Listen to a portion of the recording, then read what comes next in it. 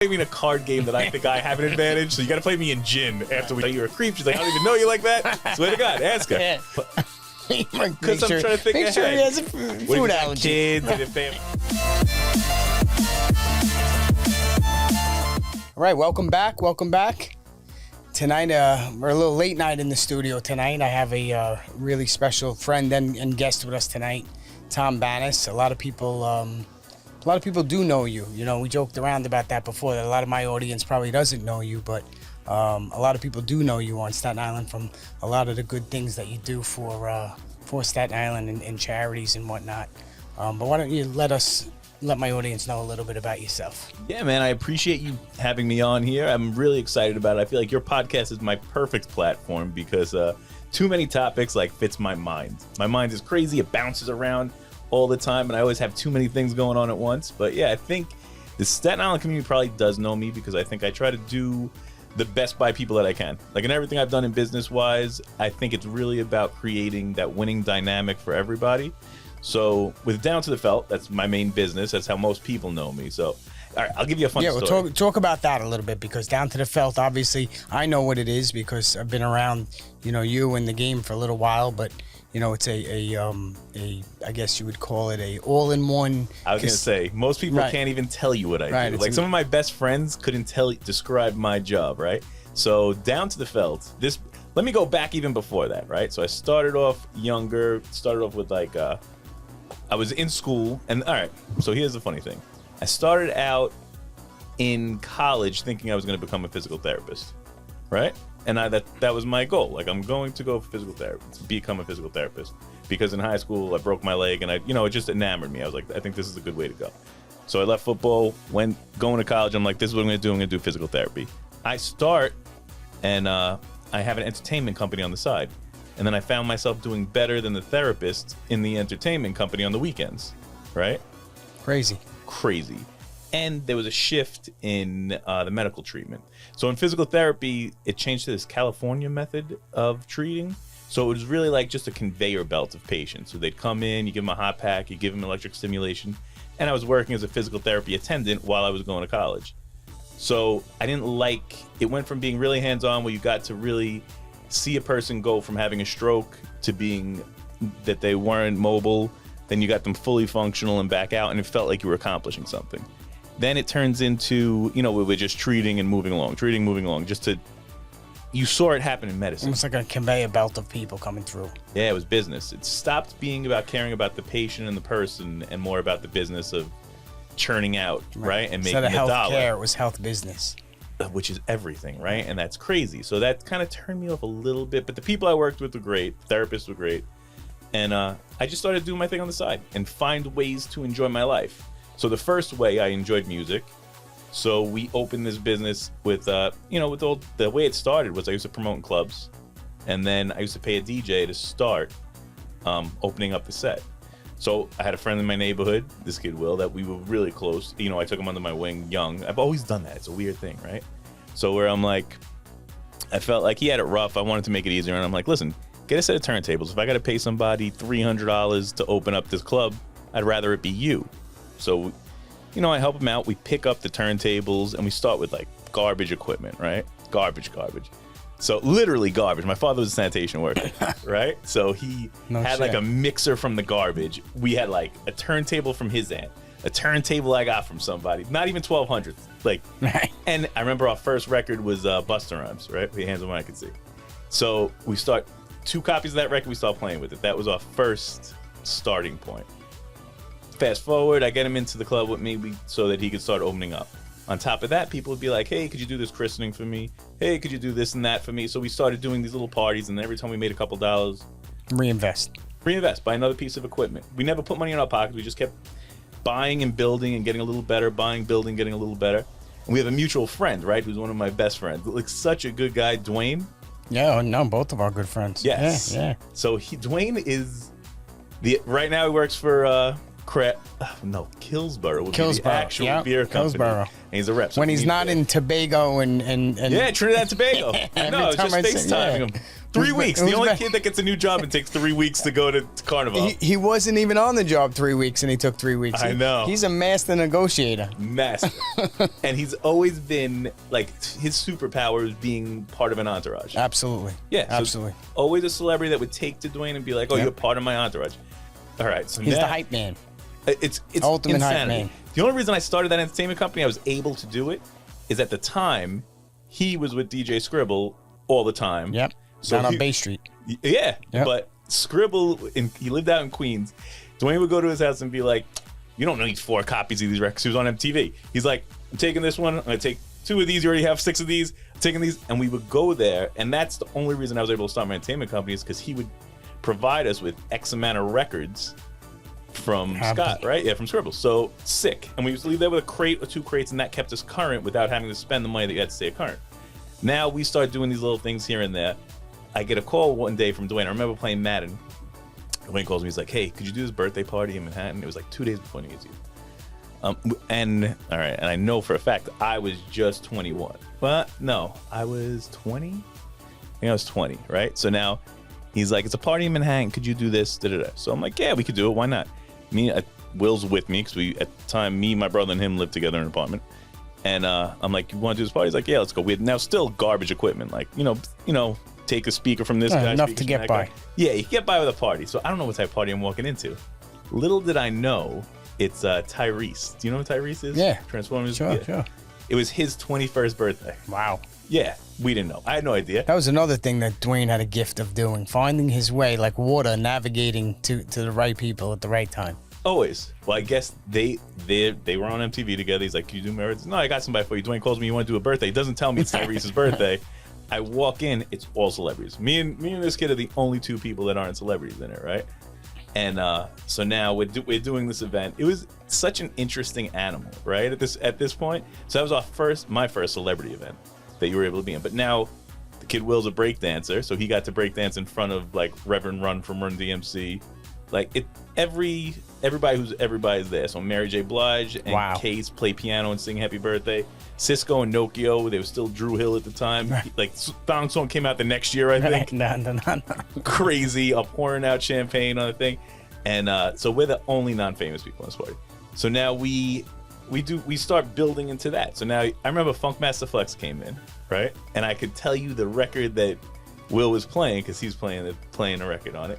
And I'm like, "Don't mess up. Yeah. Like, you'll be in trouble." All eyes on you right now. All eyes. But you know what? Flex was such a good guy. He could see we were just starting out. And he came over, gives him a pound. He's like, "What's up, little man?" He's like, "Just starting out?" He's like, "Yeah." He's like, it's always cool. Like, He owned it. Own it. Honesty is like the best policy. Okay. So it just comes across genuine, right? So we all, so from that type of thing, we just started building and started doing these little parties. Got good. So we were doing really well young. We started making a decent amount of money. And it was interesting. So I started dating a girl who hated that I was always gone with an entertainment company, right? So but I was doing well for ourselves. So her family owned dry cleaners. I opened a dry cleaners. Miserable business. With her. No, on my okay. own, but her family owned them, so I was able to get into that Kind of business. piggybacked off it a little bit. Yeah, Sure. great family, everybody, like we're still cool. Like I've never left on a bad note with anybody, right? So like I'll still like they'll call me if they need like a pool table or an arcade game. They're like, "Hey, do you have?" Yeah, crazy, right? So now, Comes full circle. yeah, so I opened this dry cleaners, bleeding money out of the dry cleaners because it's costing me like $35,000 a year to keep the dry cleaners open. Have the entertainment company, still doing 6 figures there. But when people talk to you and you're 23 years old, they're like, "Oh, what do you do for a living?" And be like, "Oh, I have an entertainment company." Like, "Oh, you're a DJ." Right. Right? Shit all over it. Yep. And then Oh, shit all over it. and I have a dry cleaner. It's like, "Oh, a dry cleaner. That's great." I'm like, "Yeah, I'm burning money." Yeah, that's the one that I'm taking all the money I'm making over here and burning it over there. Burning. Then, but in the back of my dry cleaners, if you came into the cleaners, you'd always hear chips going. And there's always a card game in the back room. But it's only because we enjoyed playing cards. cards. Yeah, me and my brother have always enjoyed playing cards. We'd have a game in our house to pay like the electric bill. We'd be able to, take $1 a pot and whatever. Now, what year is this? Jesus. This is so Down to the Felt in existence 18 years this July. So this had to be 19 years ago, yeah. Yeah. 04. Yeah. Oh, yeah. 19. Yeah. 04. Yeah. This is 04. No, I was curious because there was that time when as soon as the World Series of Poker hit ESPN, everybody was a Hot. poker play. It was so hot. Right. So I didn't know if it was prior to that. That's what I was asking. just after it. Gotcha. Or just as it popped. Gotcha. So now now me and him are playing in a lot of the underground rooms all over, this and that, dealing this and that. So he's like, I remember even before the games, when we started being in the underground games, I remember when we first opened the cleaners, he says to me, he's like, you gotta read this book. Texas Hold'em's beatable. Like, it's a strategy game. It's not pure gamble. And I'm like, yeah. I'm like, okay, let's give it a shot. Is that your brother who said this? My brother, yeah. Okay. So it's funny, like, I'm very into the universe, right? Like, everything happens for a reason. Sure. So we had a cousin, Max, who worked on commodities.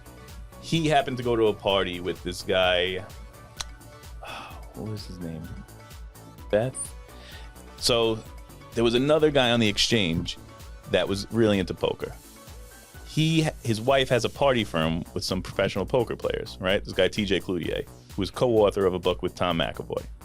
So he gets the book signed to me and my brother. We still have the autographed copies. Sends it back. My cousin gives them to us. We start reading these books. We're reading these books.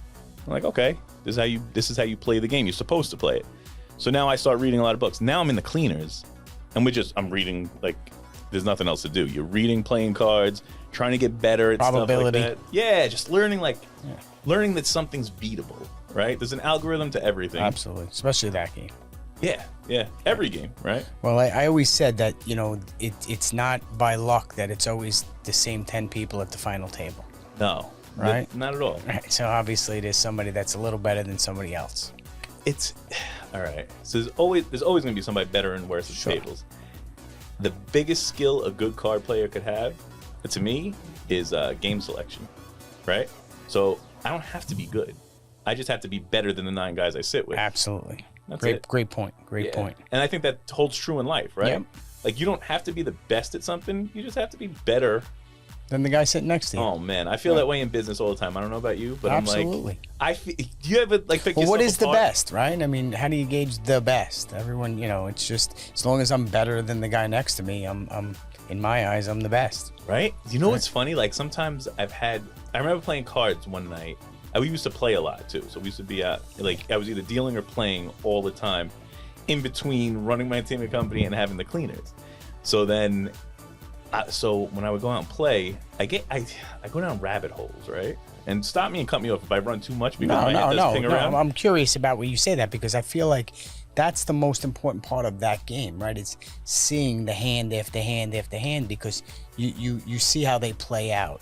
And a lot of times, because it is probability, right? A lot of it is understanding, how many cards are in there that are left that can beat you or how many that you need to beat them. Yeah. And when you don't see them all the time, I find you're at a disadvantage.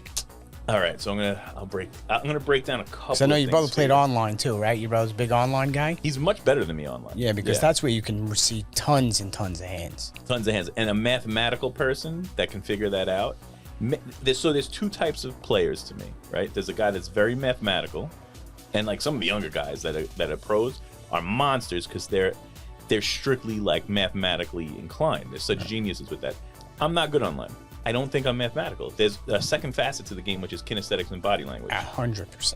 Yeah, so it's more about, like, I play better live because I like people, I talk to people. I want to, I feel them out. When I sit Get down, reactions out of people. yeah, not just reactions. Like, I'll sit down and be like, oh, Scott, you got kids? What are their names? What do they do? And you're going to answer me in a certain way. And then later on when we're playing, and you make a big bet, and I'm like, you really got it? You're going to answer me. So your mouth might be lying, but your body's going It's telling you exactly what's going on. Wow. Yeah, and I believe 85% of communication is nonverbal. Absolutely. So somebody never tells you. Most of the time, people are too guarded to tell you something with their mouth, but they'll always tell you with their body. Yeah, the way they stand at you, the way they look at you, and I think people lack connection. Like, it's not that hard to connect. I think that's if you're gonna ask me my superpower, it's connecting with people. So I'm very good at connecting and like finding common ground, and like I think that's what makes life easier, right? Absolutely. And again, we can go down rabbit holes because we know each other a little while and we've had some stories.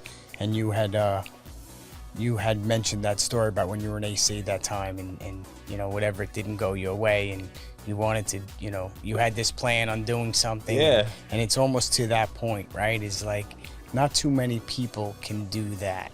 If you want to talk a little bit about that for a second.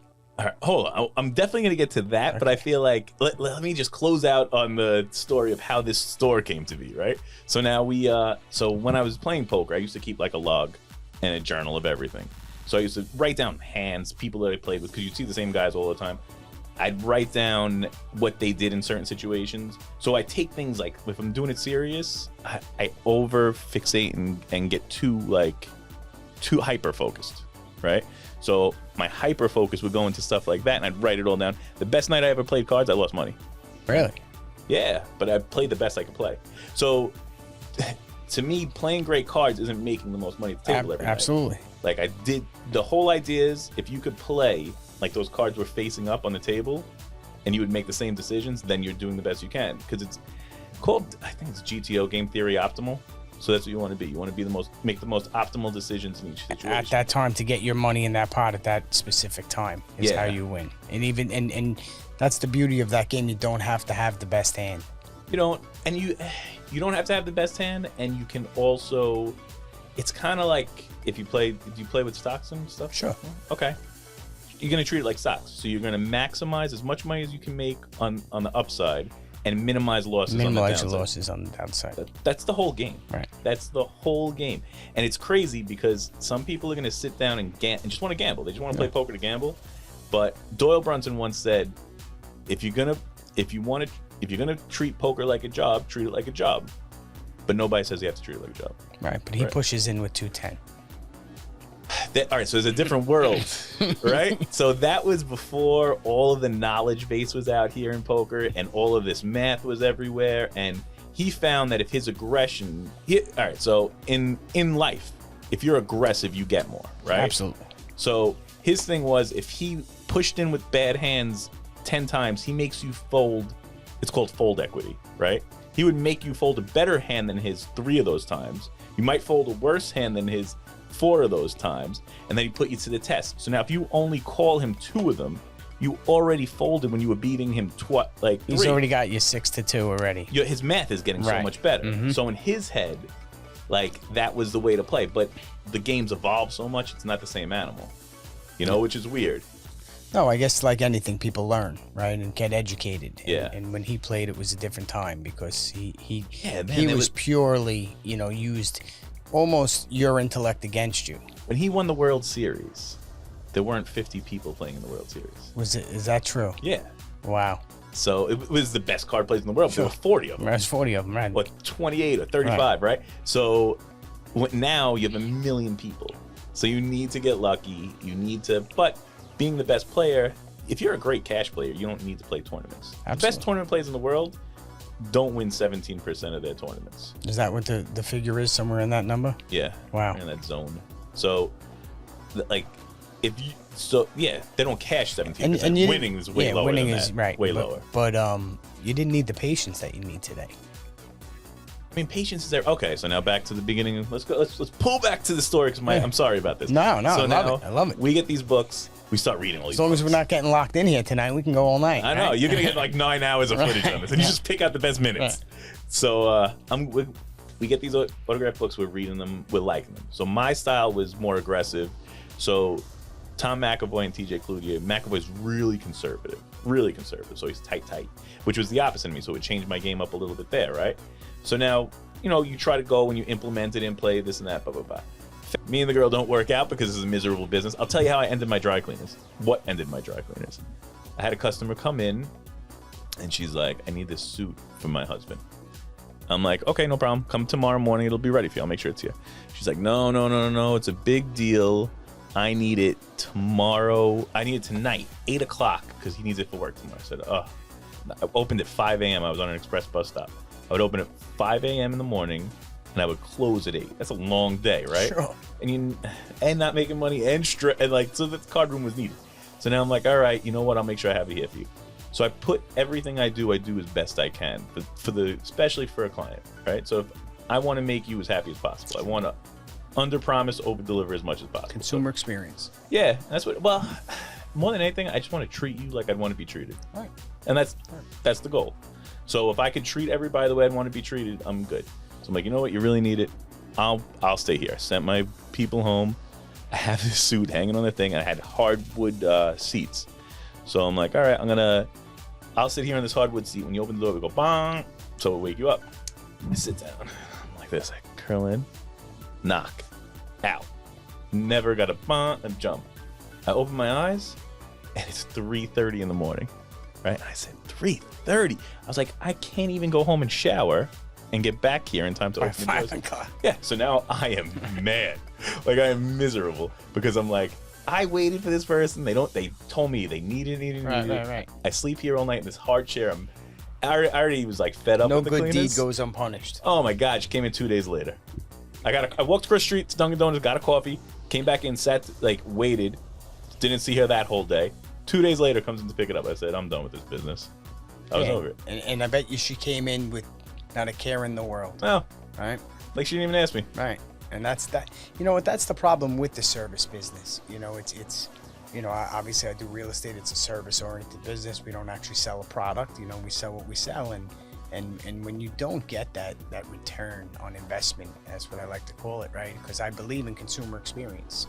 What you do, you're the best at, right? That's the goal, right? Could I go out and get a green tablecloth and have my brother deal cards at and would I get the same experience as Man, there's a lot of them out there. I wanted to touch on that too a little bit, but yes, but it's the experience that you get, right? Yeah. I was fortunate enough to play with you guys at the St. Peter's tournament, and I was telling someone today about it that's trying to do a charity event, and I said, there's a part of saving money, but there's a part of an experience. I said, people aren't going to show up if they don't feel they're going to get the experience. And you give them value. Absolutely. So I feel like in any business equation, you have to create a winning experience for everybody involved. So if me, you, and I'm working with your clients, I don't only need me to win and you to win. We need the person that's attending to win, Absolutely. Like whoever your client is. So everybody walks away saying that was a great time. Let's do that again. Right. Otherwise, you just have a customer. Right. And you burn them. It's a one-off, right. Yeah. And a lot of people treat people like that. And I hate being treated like a customer, and I don't try to create a customer. Right. So I think you're better off walking away from something. Be like, listen, you don't want to spend the budget. I get it. Right. Go with somebody else. No is an answer. That's what I tell people. You know how many people, my brother, so we're going to get to what the story is eventually, but like we do retail as well now. But how many times if they call up and ask for something, and he's like, you can find it cheaper online, go get it online. Sure. Because I'll tell you where to find it. Yeah, right, I'll tell you exactly where to get it. Exactly. And be like, listen, if you want this, we're going to be the same price. Go do that. Come back to me if you need anything else. And honesty pays, because you know how many times like that person will come back and be like, you know what? You were right.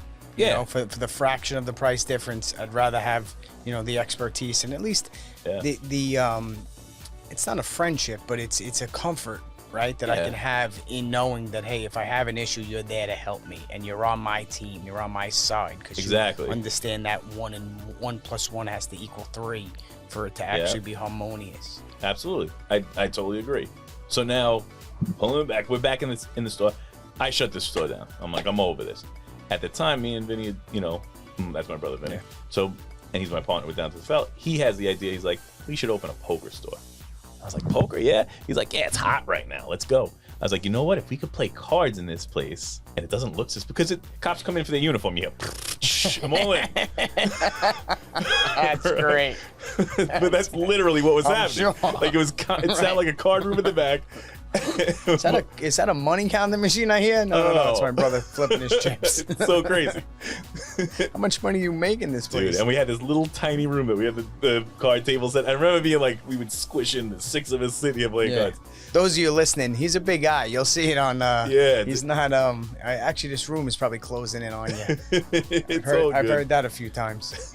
But yeah, man. So now I'm like, great idea. Let's do it. Before we ever opened our doors, we already did an event with Phil Hellmuth because Vinny was playing online a lot. He had started talking to a bunch of the Full Tilt guys. Full Tilt was big at the time. And we hook up with his poker agent. And now anytime they would fly a major poker player over, we'd have the event. And that was before the gate went up. Right. Right. And then, so risk aversion too. We could talk about that type of stuff. I was burning money on the cleaners. I'm like, you know what? To get into this, let's just max out a credit card. And I was a maniac for doing it, but I believed in it. Young. You can do those things. Yeah. And I was like, yeah, exactly. Yeah. Worst case scenario, 7 years, I'm going to file bankruptcy. Start all over again. Oh, yeah, I'm going for it. Let's go for it. So Bank of America gives you a good line. This one gives you a good line. You're like, let's go. And that's how we got our inventory and opened the first store, right? Like whatever cash capital was left, and then just borrow. And so I think taking smart risk is fine to me. Absolutely. Right? Calculated risk. Calculated risk. To me, it was like we get 12 months, zero APR. So I don't have to. All right, great. Month 13, I found another one. Yeah, or month 13. Like I just mean okay, that means I got to make this much money a month to pay this back.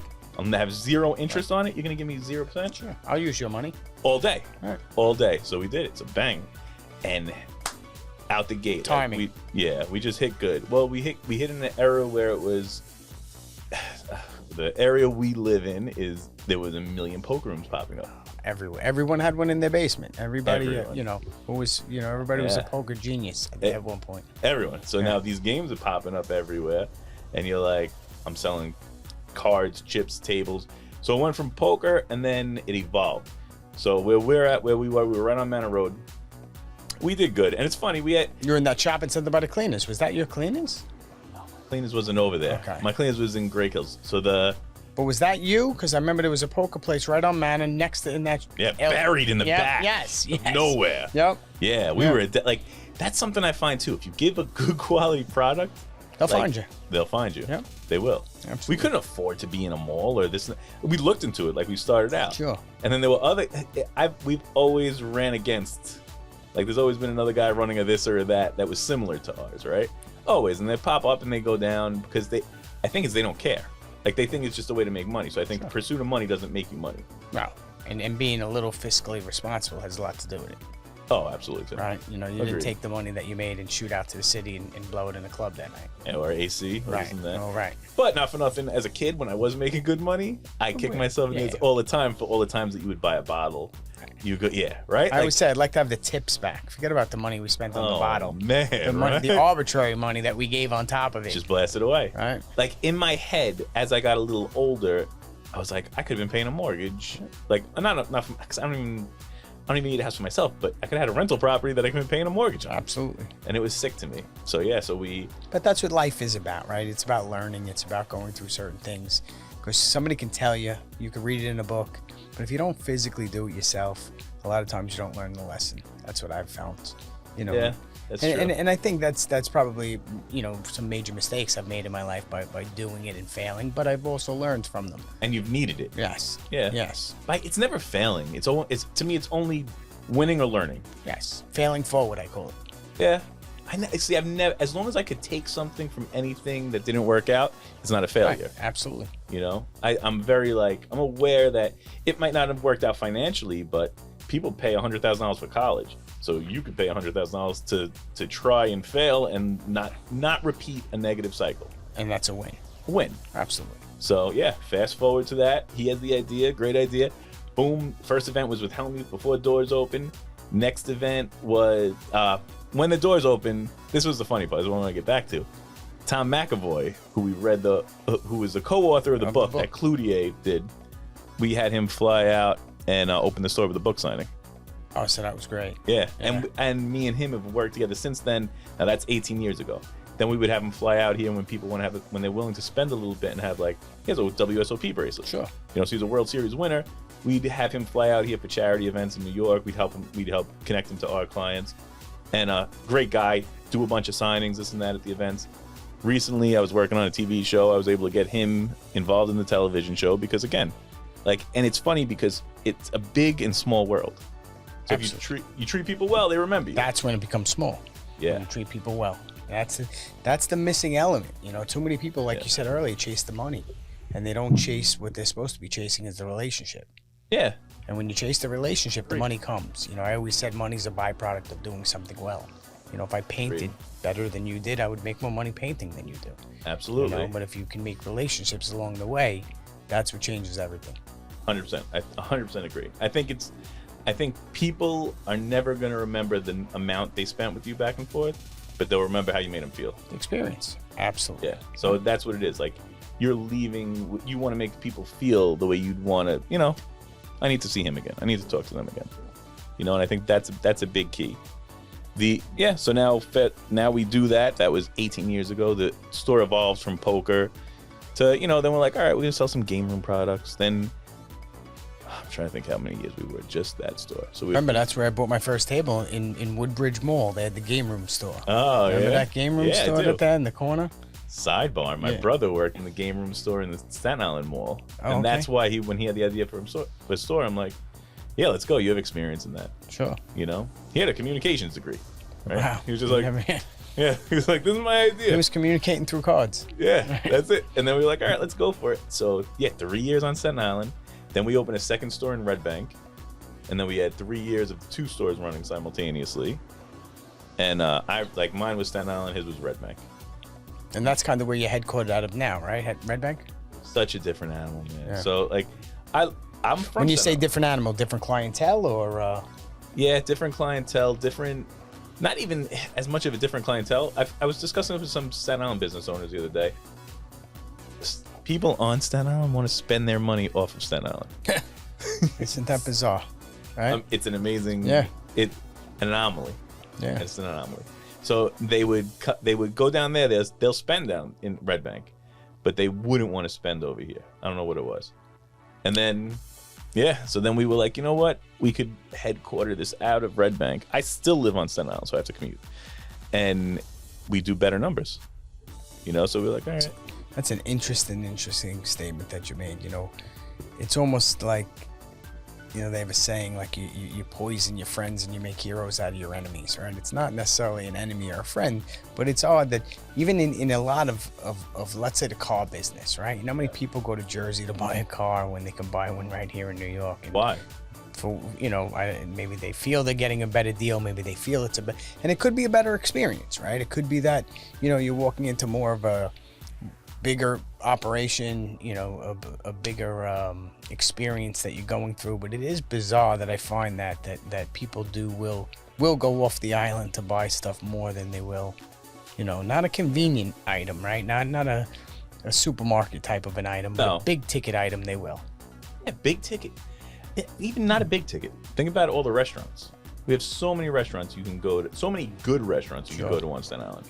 And instead of, you know, staying here and, you know, going to and supporting local business, I'd rather go to Manhattan. I'd rather go to, and listen, I understand going there once in a while. Sure. But like, if you refuse to eat out locally, that's crazy to me. No, that's crazy. I think that if you refuse to spend your money locally, that to me it amazes me, because if you can't give back to your community, you know, that's one thing that, you know, you're great at doing as well.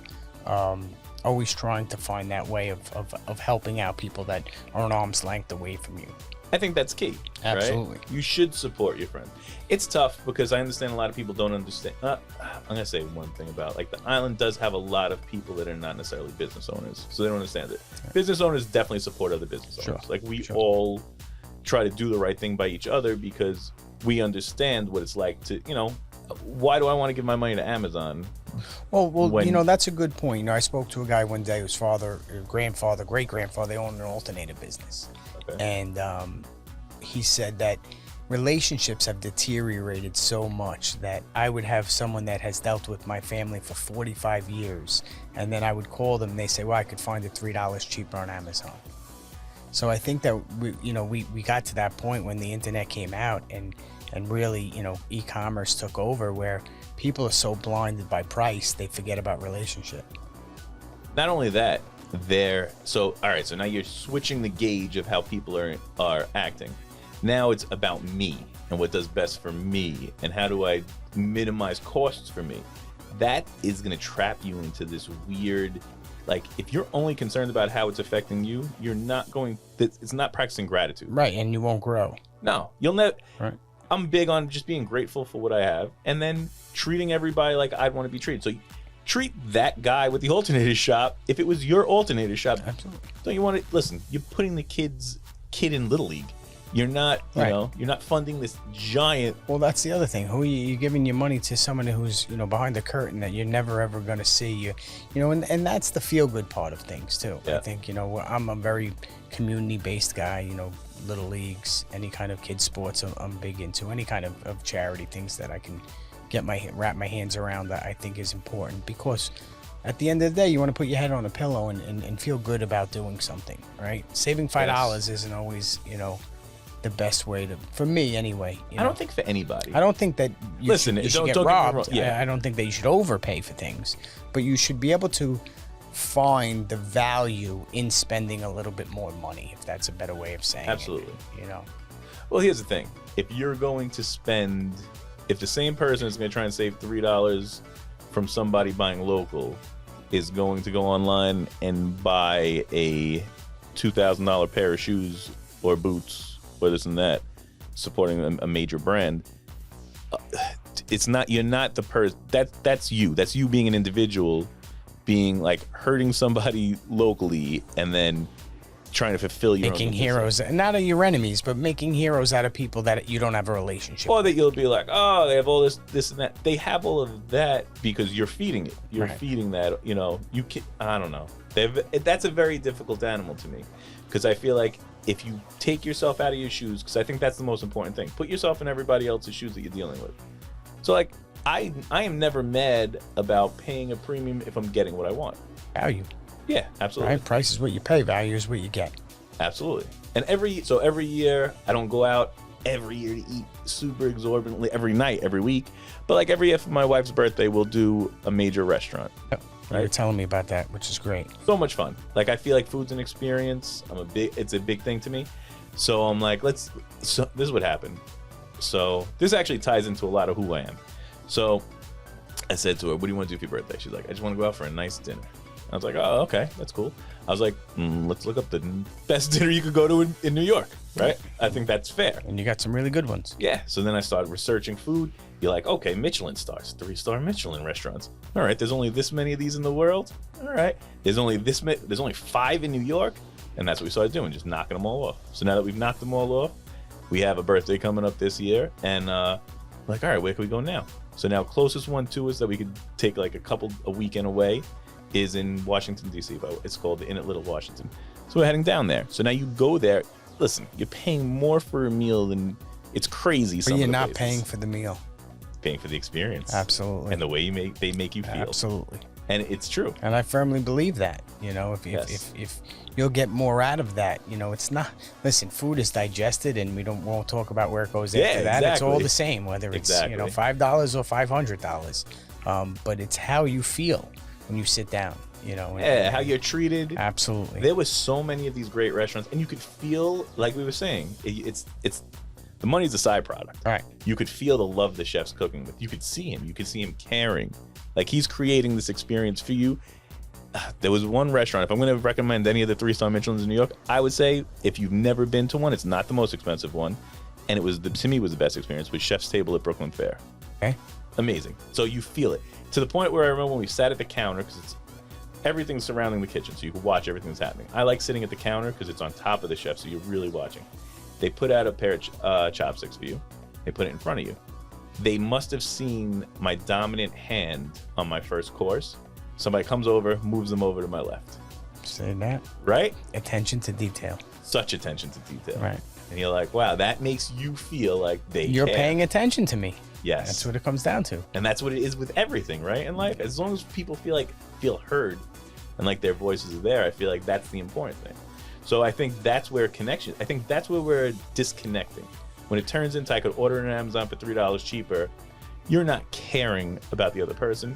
And then why should anybody care about you? And then you get mad that people don't care about you. Right. But you get what you give. But I think you're gonna see a reverse in that very shortly. I see it already, an eroding of this free shipping, stuff like that, where people just put themselves out there to a position where they wanted to try to get as much market share as possible, and they forgot about profit margin. And now you start to see little by little. No, because they're playing long games. All right, so me and my brother had this conversation. So my brother because we're a retail store, he is the biggest anti-Amazon ever. He won't order stuff on it. He's like, and I gotta say, my wife's horrible with that. But she'll like, Don't get me wrong. She'll support every local business she Sure. can and still order on these stupid sites. There is a convenience to it too. There right? is, and it makes it easier for her. And absolutely. so I'm like, but anyway, so he's like, won't do it. He's like, this is the animal that's killing America, and he believes it's the animal that's killing America. So Amazon contacted us because we evolved into a game room store, right? So now we sell pool tables, arcade games, shuffleboard table, foosball tables, but we sell the best, right? So we have a Bonzini foosball table. We were the biggest seller in the Northeast for a couple years. Yeah, which was pretty sick, right? Because it was like us and Black Billiard in Manhattan were like the two that would be the ones that would do the most sales in this one particular type of table. This table's $3,000, a foosball table. So, but it's a piece of furniture. It's gonna outlive me. Oh, absolutely. Yeah, it'll be there forever. It's gorgeous. It's a really great piece. It is the best that they make. So imported from France, whatever. Blah, blah, blah. I was never good at that game, by the way. No? No. Too much going on at once. You know what's funny? So because of the game room store and how competitive I am and like my competitive nature, I always want to play everybody and everything. So when I had the store in Staten Island, I used to take on anybody that wanted to play in any game, and I bet them like $5 a game. And we'd play whatever their game was. So at one point I had a guy, Tommy Darts, that would work for me. That he was nice, Tommy Stroh in darts, like just kills darts. So I was like, as long as you played me in Hence the name. Yeah, I was like, as long as you play me in a card game that I think I have an advantage, so you got to play me in gin after we play for the $5 back, and we go back and forth, just going, and that's how you get better, by playing somebody better than you. You know, and it was fun. It was an interesting animal, but oh yeah, so now they end up Amazon contacts my business down to the fellas because we do pool tables. They're like, hey, we want you to do the installs of pool tables for us, and it's like. All right, if you want it, we're gonna exorbitantly overcharge because now you're cutting out the sale. Right. First, he was like, "Not doing it, never gonna happen." Right. I'm not partnering up with the enemy because what they do is they come in, then they want to pay you like just enough to satisfy you. But what they do is this is their model. That you think that they're doing it like they understand what they're doing. They come in, they do this, they pay you the minimal, they learn how to get it done. They undercut you. They put you out of business. So now they crush these mom and pops. Then they pop the price to where it needs to be because you killed. They have market share now. Killed the competition. Well, they did it with their own product, right? That Amazon product, right down to geographically, they know which state, which county is selling batteries at what price, and they'll go into that area and they'll sell their battery for 50 cents less than yours, and they won't allow you to sell it for less than them, and that's how they take market share away. And then once they have the market share, then they can charge you whatever they want. Yeah. And you see, I don't know, obviously you said you don't really use the product that much, but you know, there's more and more of this Amazon brand. You know, it's their brand now and they have all the data. Right, so they know who's buying what, when they're buying it, what time of the day they're buying it, and they know when to put it in front of you. Yeah, and they have the capital to extrapolate all the data, so now they know exactly how to beat you. Yeah. So it's and we're the person that's giving it to them. Yeah, you know, that's the crazy part. Yeah, right. You're creating your way to lose. Correct. And it is insane. It's either you are the product or you're using the product. It's one or the other, right? I always felt social media was that way. Yes. If you're not using social media to your advantage, then you are the product. You're the eyeballs on there that somebody else is using for the advantage. Yeah, and it's becoming more and more apparent to people. Sure. Because they're like, oh, they talk about it and now you see it on your phone. But that's marketing. Like, you can't be mad at them for marketing. No, you absolutely just have to be not. smarter enough to work your way around it. And at the end of the day, the majority of people want it. You know, they talk shit and they say that, you know, this technology is horrible and this and that, but there's something about when you're thinking of something and then it popping up in front of you and you're just hitting 2 or 3 buttons and then 2 hours later to the next day it's in front of your doorstep. That's convenience. And you don't have to make a decision. The only reason we're lucky is that we carry high quality product and then they couldn't find people to transport, like to take care of it, so they do too much damage. So they don't do anything over 80 pounds. Gotcha. So my pool tables, my arcade game, that's still us because you have to care. But once you start dealing with stuff you don't really have to care about, that's why there's Amazon pallets, because you're going to get X amount of damage. Right. But that's part of the equation that they can do that once they destroy. That's why they don't sell pianos, even though I know pianos are a thing of the past. Not too many people. I would think some people still want pianos. They do, but it was bizarre. I read an article on the resale of them. You know, they're 25, 50, 30,000 to buy them, and to sell them you get 2,500 for them. It's just ridiculous. But it's same idea. Same idea on a pool table. Same idea on a Bentley. Is it the same way? Is it? Because this is what happens. So I'll give everybody a tip, right? Like if you're looking to buy a pool table cheap, people call us all the time. They're like, hey, I want to buy a cheap used pool table. I'm like, okay, cool. Go on Facebook Marketplace, go on Craigslist, and find what you like, then pay us to move it, and we'll do the right job. We'll come in, we'll wrap it right, we can change the felt, whatever you want. Because I'm not, it's not worth me taking, you know how many people call me just to take a pool table? Come and break it down. It costs me to send 2 techs, right? So it's going to cost us for 2 techs to go there, break it down properly, storage, every square foot's going to cost you. It's funny you said, you know how many times we sell a house and the pool table comes with the house because they can't get rid of it. That's who calls us first. It costs me more to get rid of the thing than it is for me to leave it for you. I know. Yeah. That's exactly what happens. That is. So now you have to take somebody else's build. Because when you come into me new, you're like, I like this color. I like ball and claw legs. I want to put this type of felt. I want it to be 7 feet, not 8 feet. No, I want it to be 9 feet, not 8, 7 feet. Now it's jumping around, right? I do exactly what you need for you. So now you go out and I'm buying somebody else's vision. If you're willing to do that, you'll get it for next to nothing. The same thing with a Bentley. You get to choose the grain of the leather. You get to choose the color. Yes, everything. Right. That's why it's, it's going to be $300,000 and it's going to be $90,000 on resale. Right. Right. Because it's not exactly what somebody wanted when they originally made it. Makes a lot of sense. It's not yours. Right. So, it's not yours. That's a great way of putting it. Yeah. You might own it, but it's not. It wasn't original. Yeah, that wasn't your baby. It wasn't your thought. And listen, people pay for that, right? People pay for the experience of going through that process, right? People wait a year and a half for a Ferrari because they want to right down to the stitching, knowing exactly what I made, right? Which is different from maybe yours. We both have Ferraris, but they're not the exact same. And they'll also pay for this. So I'm big on that whole business triangle, right? You can get quality, you get it fast, you get it cheap. You're never getting all three of them. Never. Right. So that's okay. You want it cheap and fast. It's not going to be a good piece of quality. Order it on Amazon. But if you want quality and fast, it's going to cost you a couple bucks. Right. I know. Right. And that's how it should be. Quite honestly, I agree. That's how it should be. Somebody's doing me a favor. If this is your business, you're doing me a favor. You're like, I'm going to give you a great price on this. I'm not expecting you to make it a priority because you got to feed your family. Absolutely. Right. But if you're like, I need it now, I need the best out of you. I don't know. So you're not as much. Well, you're service, but it's a bigger item, so they'll wait. With me, it's like I'd rather be like, listen, I'll recommend you somebody because I don't want to disappoint you, and I don't want to feel like you're getting beat on something. But it is what it is. But don't you find like cheap pays twice, right? They buy that cheaper product, and Anthony Girardi from Partners in Sound says it all because me and him have this conversation. He's like, cheap is expensive. Yes, that's a great way of putting it. It really is in all walks of life. I built a house, and that was rule number 1 that I was taught, that cheap pays twice. You're going to get somebody in there that's going to do it a little cheaper, and you're going to have somebody coming in fixing it, and you're going to pay double by the time you're done. Absolutely. But some people won't listen. No. We did so in Princeton, they have these things called clubs. It's not fraternities, it's clubs. So you have this club, that club, this club. So we were doing one of the clubs, they were buying a whole bunch of game equipment to put in there. So my brother and me have been in it a long time, right? So just doing something repetitively, you get good at it. I believe that's what makes you professional. Sure. So they come in, they're like, listen, in a college, we've sold to colleges a bunch of times, they're going to play beer pong on everything. Buy the outdoor, they were buying 2 or 3 ping pong tables. Buy the outdoor ping pong table. That way they could spill stuff on it, you clean it, and you're good. Yeah, so he's like, no, I want the indoors. They're like $200 cheap, $300 cheap, whatever that. Like, listen, I think you really want to get the other ones. Like, no, this is a budget. This is what we have allotted. We went in there, so we would go in there to clean it up and help fix stuff. Destroyed, warped out, destroyed. But you're like, by not doing the $300, now you got to buy a brand new, another brand new set. Right.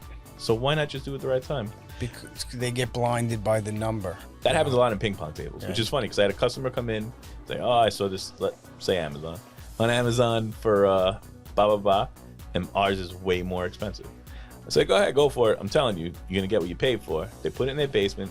Basement had moisture. There you go. Warps. Yep. So then they came and bought one from us. Yep. So now you bought 2. And experience, that's the key to dealing with somebody like you that's been down that road before. Unfortunately, customer service is very important. And when, we talked about that in the mortgage industry for years when I was in the mortgage industry, and then, Lending Tree came out and all, Loan Depot, and these places weren't out before. And I just used to explain to people that, at 10 o'clock at night, when the rate isn't what it was or the term isn't what, you can't shake your computer screen. right? Yeah. But you can pick up a telephone and you can call me, and I'm going to tell you exactly what I told you a month before that, right? And sometimes time, and I use this all the time, time is our only friend, right? Because that's what's going to have that person come back to you, maybe embarrassed, right? Because some clients sometimes they won't come back because they are embarrassed. And I get that, you know, and I tell people that all the time. Listen, you know, you'll see time is my only friend, and you know, maybe you'll come back, maybe you won't, but you will remember that guy was honest with me. And that's the key to small business today is being honest with people, delivering a good product, but being honest with people. Yeah, I think, and like I said, it's funny, right? So like, I just think the key to everything we do is just treat somebody else the way you want to be treated. It's so simple, right? It's the golden rule. Like, and like, not even religious. It's funny because I had this discussion with my mother where she's like, "Oh, the one thing I failed in, you don't have enough religion in you." I'm like, "But I'm very spiritual, and I'm very like, I think out of all the people I know that that go to church or this and that, they're the worst people. I act the most like Jesus. Like, I'm the one that'll hand out food to people. I say that all the time. It's like I see people rape, steal, and pillage all week long, but for 1 hour they go to this place and they're absolved of every wrongdoing that they ever did. So crazy. You know, it's about everyday practice, right? It's about every day treating people like human beings. You know, they come out with these new laws every day, and even in my industry, you know, the state's coming down with every new law possible to, whether it's against landlords or whether it's against brokers, and you have to have certain things for the people here. And I say to myself, do you really need to be told that? Like, you know, it's a big thing, a big buzzword right now is women that lactate, you know, for babies, having a secured space for them. And I was just upstate at a meeting, and it's actually law coming down that you have to have a certain size room, and it's got to have electricity. I need to be told that I have to be a human being to a woman that wants to provide for her child. Can't put her in the broom closet, right? I mean, and it can't be stall number 3 in the bathroom. Like, it just doesn't make sense. But I think that's what society does today. It just kind of demonizes things in a certain way where if you would just take a step back and be a human being, back to your original point, and want to be treated, you know, treat people the way you wanted to be treated, we wouldn't need to be told these silly things. We wouldn't. And I don't think most things. So like, I'm always trying to, like, if I find something out, I'm never trying to hoard it to myself. Like, I think you could tell everybody. That's a great point. You know, I read a book about, you know, they say a couple things, right? Blowing out someone else's candles doesn't make yours burn brighter, right? And I think that today, and I think it's geographical, right? I've been all over the country for different real estate events, and I just think that in the Northeast, it's so competitive that there's a fear that if I let my secret get out, it's going to put me out of business. And I think that's the furthest from, you know, the truth. You know, you're a perfect example of it. You know, I said that to you today. It's like I inundate you with questions that, you know, you don't necessarily need to take the time to answer for me, and you do every time. And, you know, whatever you're doing, you take 5 minutes out, and you know that's paying something forward, right? You know that maybe it happened to you at 23 years old when you were trying to be, you know, jump out of your comfort zone and do certain things. And, you know, I really admire you for that, because a lot of people don't do that today. I appreciate that. They really don't. But they should. Like, if we all did that for each other, everybody would get better. Because there's enough business out there, right? There's enough everything out there. And that's a better way of putting it. You're right. There's enough everything. It's not just business. It's just like, to me, it's like, if you figured out like life hacks, like, it's just like, oh, this will make life easier. Everybody says they want something, but nobody wants to take action. Yeah, they won't put the time in to do it. Yeah. I say, you know, success comes before work only in the dictionary, right? Yeah. So it's like you want to talk about it and you want to dream about it, but you don't really want to put the action behind it. And then they fault you for doing it. Yeah. Right? Absolutely. And that's the part that I've always struggled with. So that's the, like, when you were saying the little thing in AC. So yeah, a couple of years, 10, sheesh, I'm getting so old. So it was like 11 years ago, I was in AC for a Kanye concert, and I'm down there, I'm playing poker, and I lost a big pot. I'm like, I could have went somewhere with that much money. And then in my head, I'm just like, man, and it's almost New Year's Eve. I'm like, you know what? I'm gonna go somewhere. I cashed out, went upstairs. My friend's up there with his wife at the time. I'm like, do me a favor, put all your stuff in your wife's bag. Give me that duffel bag empty. So he gives it to me, and I'm like, I'm gonna go to the airport. And I just drove to the airport. This is a great story. I hope everybody's listening to this one. I was very intrigued by it when I first heard it. Yeah, well, I was just in a place in my life where I was trying to figure stuff out. And when I try to figure stuff out, I need to I like being outside of a comfort zone, and I like to just inquire. I want to be inquisitive. So I drive to the airport and I said, send me someplace I've never been, right? And she gave me a choice of St. Thomas and Chicago. And I was like, no, Chicago's real or it's cold. I was like, I don't want to be on a vacation. I want to experience the world. So all right, they set up the flight. I end up taking, so they say you could leave, if you drive up to JFK, you could leave in 2 hours. They're if you stay here, you got to wait till 12 o'clock for this flight to leave. I was like, I'll go to JFK. I buy the ticket, get back in the car, drive up so I'm able to stop home, get socks, underwear, a jacket, whatever. Boom, zip it up. How old are you at this time? I'm not young. I was 33. Okay. No, I'm just trying to put it in perspective. Yeah. You're not married with children? No. Right. So that's the important part. I had a relationship, single, and I was whatever. Yeah. But you know what? Even married, now I'd probably do the same thing. I just asked my wife to come along. Right. Well, it's a different experience now, sure. But I would still do it. But it's different doing it alone, and that's why I'm not going to interrupt the story. I want you to continue doing it. So because that's the key. Here's the thing: even then, I didn't necessarily have to do it alone. So at the time, I've known my wife a long time, right? So me and her never had anything. We've never had anything together. She is the younger sister of my little brother's friend, right? But she's my friend, but so whatever. So it was Carolyn's sister to me. So now I've known them forever. I DJ'd her Sweet 16. Wow. Yeah, and I'm 7 years older than her. So it was her Sweet 16. I'm 23 at the time. That's how long ago this was. Fast forward, whatever. We see each other. I do all their family parties, this and that. But she's just in our circle of friends, whatever. So now I'm running back to JFK, but I had to stop at my house to grab my clothes. As I'm doing it, I'm calling on the phone. I'm calling Carolyn. And Carolyn is, so I'm like, Carolyn, you still work at the Hilton? She's like, yeah. I'm like, cool. I might need to hook up on a hotel. I don't know where I'm staying yet. Could you give me a discount in the Hilton? She's like, no, you got to get friends and family pass. I'm like, whatever, no problem. Her sister's in the car, and she's like, where you going? I'm like, going on a plane someplace I've never been. She's like, I've always wanted to do that. I'm like, cool. I was like, come along. I was like, I'll buy the ticket. Come have this experience with me, right?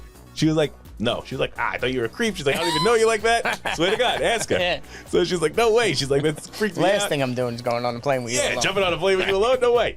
So I saw Natalie Holloway. So I'm like, all right, whatever. Pong. I end up going by myself, and then that's the woman I am now married to. How strange life works. Crazy, right? So now, I go out. And all I did on the whole trip, I asked everybody, what's your dream? What's your passion? Why don't you pursue it? Because I'm like, in my head, I just want, my pursuit is happiness, right? And everybody's happiness is different. Absolutely. So I'm trying to figure out I think everybody's happiness. pursuit is that. I think that if you really, dig deep, I think people strive to be happy today. And I think that's where, a lot of people fall short. But it's so attainable, right? So just being grateful makes you happy. It's a shift of paradigm. So me and my wife had this discussion. Everybody has something that not necessarily a physical element, but everybody has something weighing on them. Sure. Right? So you have to see that. That's why if you treat everybody like you want to be treated, you might make their day a little bit better and get them into place. And that's what makes life that much better. For everyone. Doing for others should fill you, fill your soul. So, well, it doesn't have to be soul. I know some people like that. No, but it's so many you. people are so self-centered, right? And the first objective in an action is what is in it for me, right? Where you're coming from a completely different, position. Yeah. So my goal. Selfless. Is it? I don't know. So is it selfless? It would be selfless if it wasn't giving me something I need. I need to feel good, and I feel good by helping you. Good point. So it's not selfless. I don't want to because now you're acting like it's a saintly thing. It's just doing the right thing, and it feeds you. So you believe doing the right thing is always the right thing. Yeah. Why wouldn't it be? It should feed you. I found throughout life, so there's a lot on me that I'm like, what makes me feel good? Helping other people achieve their dreams, right? So I'd given my wife before we were married, I gave her a book. It said my bucket list. I was like, fill out this book. Let's just make everything that you've ever dreamed, all the things you need to do in your life come true, right? And I found that doing them makes me feel even better than her doing them. right? And it's crazy because in the bucket list book, number 1 was to see the Northern Lights. Number 2 was to be married to me. Like, and then there's like 3, 4, 5, like it feeds down. And I'm like, okay, perfect. When we were getting engaged, I'm like, let's go to Norway. I'll propose underneath the Northern Lights. Bang, knock out the top 2. I tell her to do that. She ends up, I remember she was looking for the trip to book it. She calls me. She's like, hey, my brother wants to go to Italy. I know we've been there before. Could we go with him? I've never traveled with him. I'm like, oh, Yeah. okay. Monkey wrench time. Yeah, I was like, go ahead. We'll go to Italy. I was like, as long as we don't go to the same places we went last time, because I always need to, like, I like new. Right. So instead of going to like the first time we were there, we were in Rome and Naples, and the coast. Now we went to Venice, which we loved. Venice is one of like my top cities. We went to Venice. We went to Florence. Florence is beautiful too. I was gonna say gorgeous, Florence. great steak. Yeah. That really good. Like all of that. Like you have to experience life. Like that's another thing I want to tell like anybody out there. Like experience it. Like go do it. Don't say one day I'm gonna get to, because one day doesn't come. It never comes. No, and you'll never. And even if it does, like you put off so much to do it, just do it. Like embrace your life. You'll find a way. How many times do you see like people's lives getting cut short, or just tragedy happening, and it's tomorrow, and tomorrow never comes.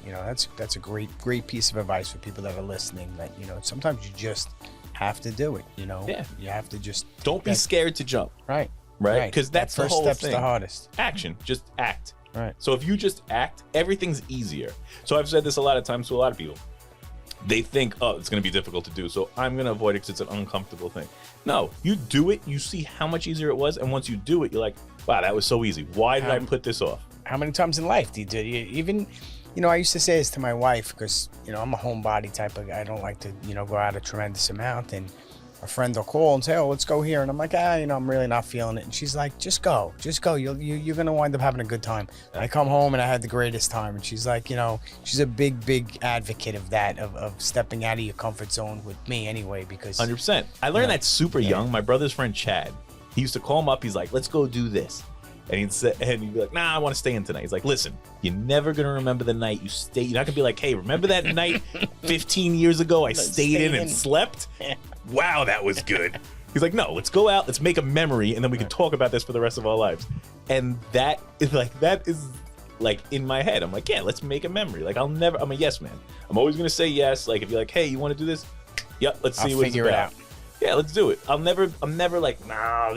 I am never the guy to approach you with negativity. If you say, hey, I want to do this, we're like, let's find out how to do this and we'll do this. Yeah, you definitely seem like a glass half full type of individual. Consciously glass half full. Yeah. I grew up around not as much positivity.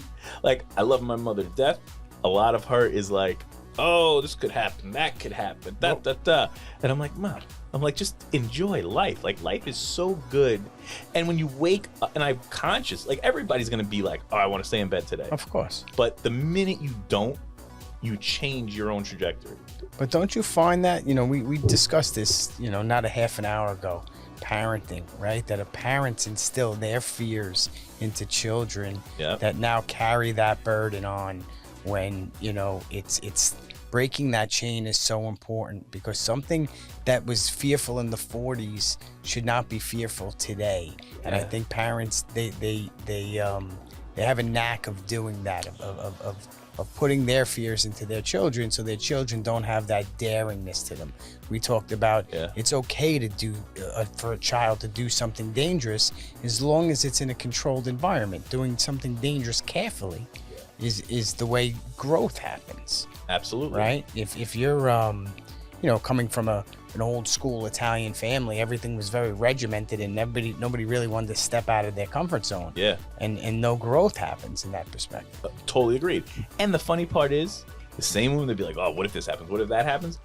We were talking, like, I love the connection I have with my family, right? Like, I really do. Like, I enjoy just being around them. I think that's one of my happiest places. So we were talking one time, and I'm like, she's like, you know what? Everything always works out. She's like, you always worry that it's not gonna, and think of the worst, but it's all gonna work out no matter what it was. If like And it's true. It always but they is can't. so You can't true. take your own advice, Right. And just do. And you can't sometimes see, past the trees, past the forest, or whatever that saying goes, Yeah. right? It's like you get so bogged Forest down through with the trees. minutia and the, well, what if this happens, and what if that happens, and what if that happens? But I think that's psychologically where our brain goes, right? I think we have that defense mechanism in our bodies that are always looking for the defense side or the negative side of something. And again, I don't know if it's geographical or if it's hereditary, but I do feel like as humans, I think it's a human we have thing. that fight or Yeah. flight mechanism that kicks in, and I don't think it's even cultural or anything. I think it's just people. People are scared of unknown. And that's the whole thing. Like with so much more knowledge, you would think this world would be so much more united now. hey, sure, You would think, but it's not, because you still believe what you see on the news or believe what you see in this. I've been to so many places that they're like, I like to just encounter, right? So on that, I'll wrap that trip fast. So on that trip, I just asked everybody, what's your dream? What's your passion? Why don't you pursue it? And I'd ask everybody that. Everybody on the plane, everybody on in the taxi, in the hotel, on the street, homeless, playing music for this. And everybody had their own unique perspective, right? And so many times on that trip, when I told them what I was doing, they're like, I've always wanted to go to an airport and do that. I'm like, so why don't you do it? Right? and the fact that you didn't document that, we talked about that bucket list show that was a documentary on that. Well, it was actually a series where they went around asking people, what do you want to do before you die? And it's compelling. Yeah, to hear people's answers. I want to do more of that. I feel like that, helping people achieve that is key. I really feel like that's a movement, because it'll feed you as much as it feeds them. Absolutely. If you can find that value in it, and you obviously do, right? You seem like a guy that's not comfortable on your birthday when everybody's staring at you, and you. I don't need it. Right? I don't need it. I always say that about people like you. Like, you know what I did on my birthday? I worked. Right. You're not comfortable on your birthday, right? So many people, it's like they swim like this, right? It's me, me, me. Yeah. When everyone's singing happy birthday to me, I'm embarrassed. I just can't wait for the song to be over so I could blow the candles out. Yeah. Because, sometimes the spotlight's not always, what it seems. It isn't. And I'm very I literally worked on my birthday this year. I had a great time. And when people are like, oh, you worked on your birthday? I'm like, I enjoy my life every day. My goal of life is to enjoy my life. I stopped celebrating when I was 6. Yeah, I don't even mind celebrating, but I'm like, as long as my wife's good with it. Yeah, I get it. And I'm like, you don't want to do, can we do dinner another day for my birthday? She's like, yeah. She's like, it's your birthday. You can do what you want. And I'm like, then I'm going to go to work and I enjoy it. What do? I'm playing cards. I'm playing music. I'm playing And when you have a family, you come second, third, fourth, fifth, right? So you care more about them. Absolutely. Me and my wife were married in September, and it's a joke because our last 7 anniversaries we spent at Great Hills Little League.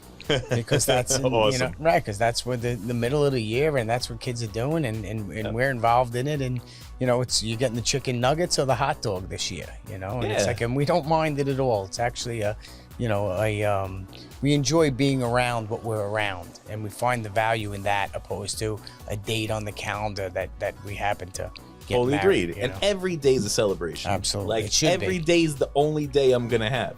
Right. Of that year, of that day, of that that moment. Yeah. So it's so crazy to me that people are like, because they box and compartmentalize and conform to society, and I'm like, I'm not a conformist. I don't conform to things. So I'm like, I could be happy whenever. You don't have to work. You don't have to be miserable at work. You don't have to. You're not a prisoner to your thoughts. I can tell you that. You're a free spirit that sees something and goes after it, and that's admirable. Yeah, but I think everybody should be. We only get one go-round, right? So I have a cousin, Geraldine, that she does very well for herself, and she seizes life all the time. And her saying is, she's like, it's not a dress rehearsal. It's all right. You only get one time around. And, a lot of people will say that, well, you're fortunate because maybe you're successful and you're able to do things, but you can find little wins. You don't, it's not always about buying a Bentley, right? No. It's not always about going on. I spend no money and have the best time spending no money. Absolutely. My best time is watching my kids play Little League. That's costing me $6 at, the snack stand. And I get the most enjoyment of the day. And, people will say, well, you have a successful business, or you have this, or you have that. You find the little wins. And I think that when you can really, capture the little wins and see the value of them, that's the true value of life. 100%. And yeah, embracing what's in the moment, what's happening. instead of being at your kid's baseball game and worrying about tomorrow. Right. And then you're not attaining that. And on your deathbed, you're gonna miss the baseball game. You're not gonna miss the whatever you're worried about. My biggest fear in life is regret. Yeah. You know, my biggest fear is being on that bed and saying I didn't do something that I should have done, right? You know, a lot of times we get pigeonholed into jumping, especially again, and I always go back to geographical because we live in an area that's very competitive. You know, it's different from other places. And sometimes you get caught in that jumping from one lily pad to the next to just wait for that next lily pad to come along. And you never, quote unquote, stop to smell the roses. Right? Yeah. And I really admire people that can slow life down. And, you know, I struggle with that. I do, being in a, you know, fast-paced sales business, and, you know, people around me are, you know, high energy type of individuals that don't really want to, you know, talk about the woo-woo stuff, right? Or the, you know, the universe talking to you, because then, you know, now they start thinking that there's something wrong with you. Agreed. So I was talking the other day, I was doing a charity benefit thing, so we had Chuck Nice on. He does a podcast with Neil deGrasse Tyson for Star Talks, right? So he was saying, he's like, I hate people who say time is money.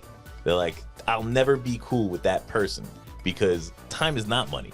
Time is infinitely more valuable than money is. Absolutely. Yeah. Money's there's an abundance of it. You could always go out and make more of it. Time is your only limited quantity. And in my heart, I'm like, oh, I connect with this guy. Like, I'm like, but I was like, I connect with him, and I also could break off into a tangent in my head. I'm like, time's a construct. It's not even real. So like, and I'm like fighting, but I get like that. I agree with his process. Perspective, absolutely. Because nothing's more valuable than the moment you're in. So if you're not enjoying every one of your moments, change them. You know, I use Steve Jobs. You know, like how important was money to him at the end, right? He would have given it all for 3 days. Given and went in the hole for how much he made. Yeah. Right. You know, it's so, you know, to me, especially as I think that life is funny, right? Whatever you believe in, you know, what God you believe in, you know, I feel like he has some sense of humor, because he makes you get halfway through life before you start to figure out what it actually is about. Agreed. Right? Agreed. If you would have knew what you knew at 20 that you knew today, I would go in the hole for all the money that I've made to go back there with the knowledge that I have today. Agreed.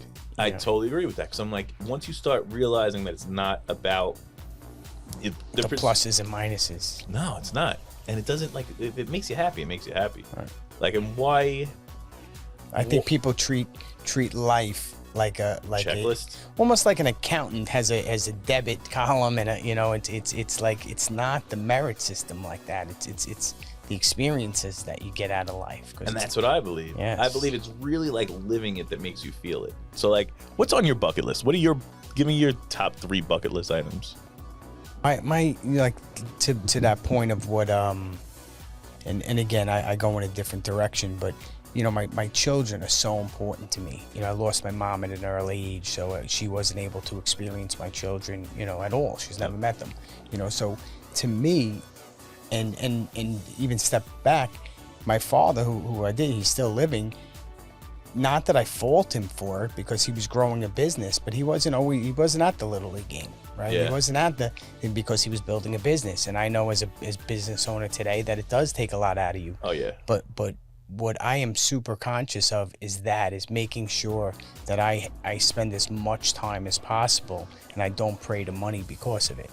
So in terms of bucket lists, the one major thing I want to do before I die is watch my kids get old. Okay. Because that's, to me, is the essence of life. I dig that, but I also think you're feeding like what you felt lacking, so now you want to overfeed that, right? Absolutely. But now, just for you, outside of your children, is not like a couple things that are like, I want to do this before I'm gone? No, because I'll be honest with you, I've been extremely, extremely fortunate in my life. I've been all over the world. If you want it, you do it. Yeah, I backpacked across Europe when I was 19 years old.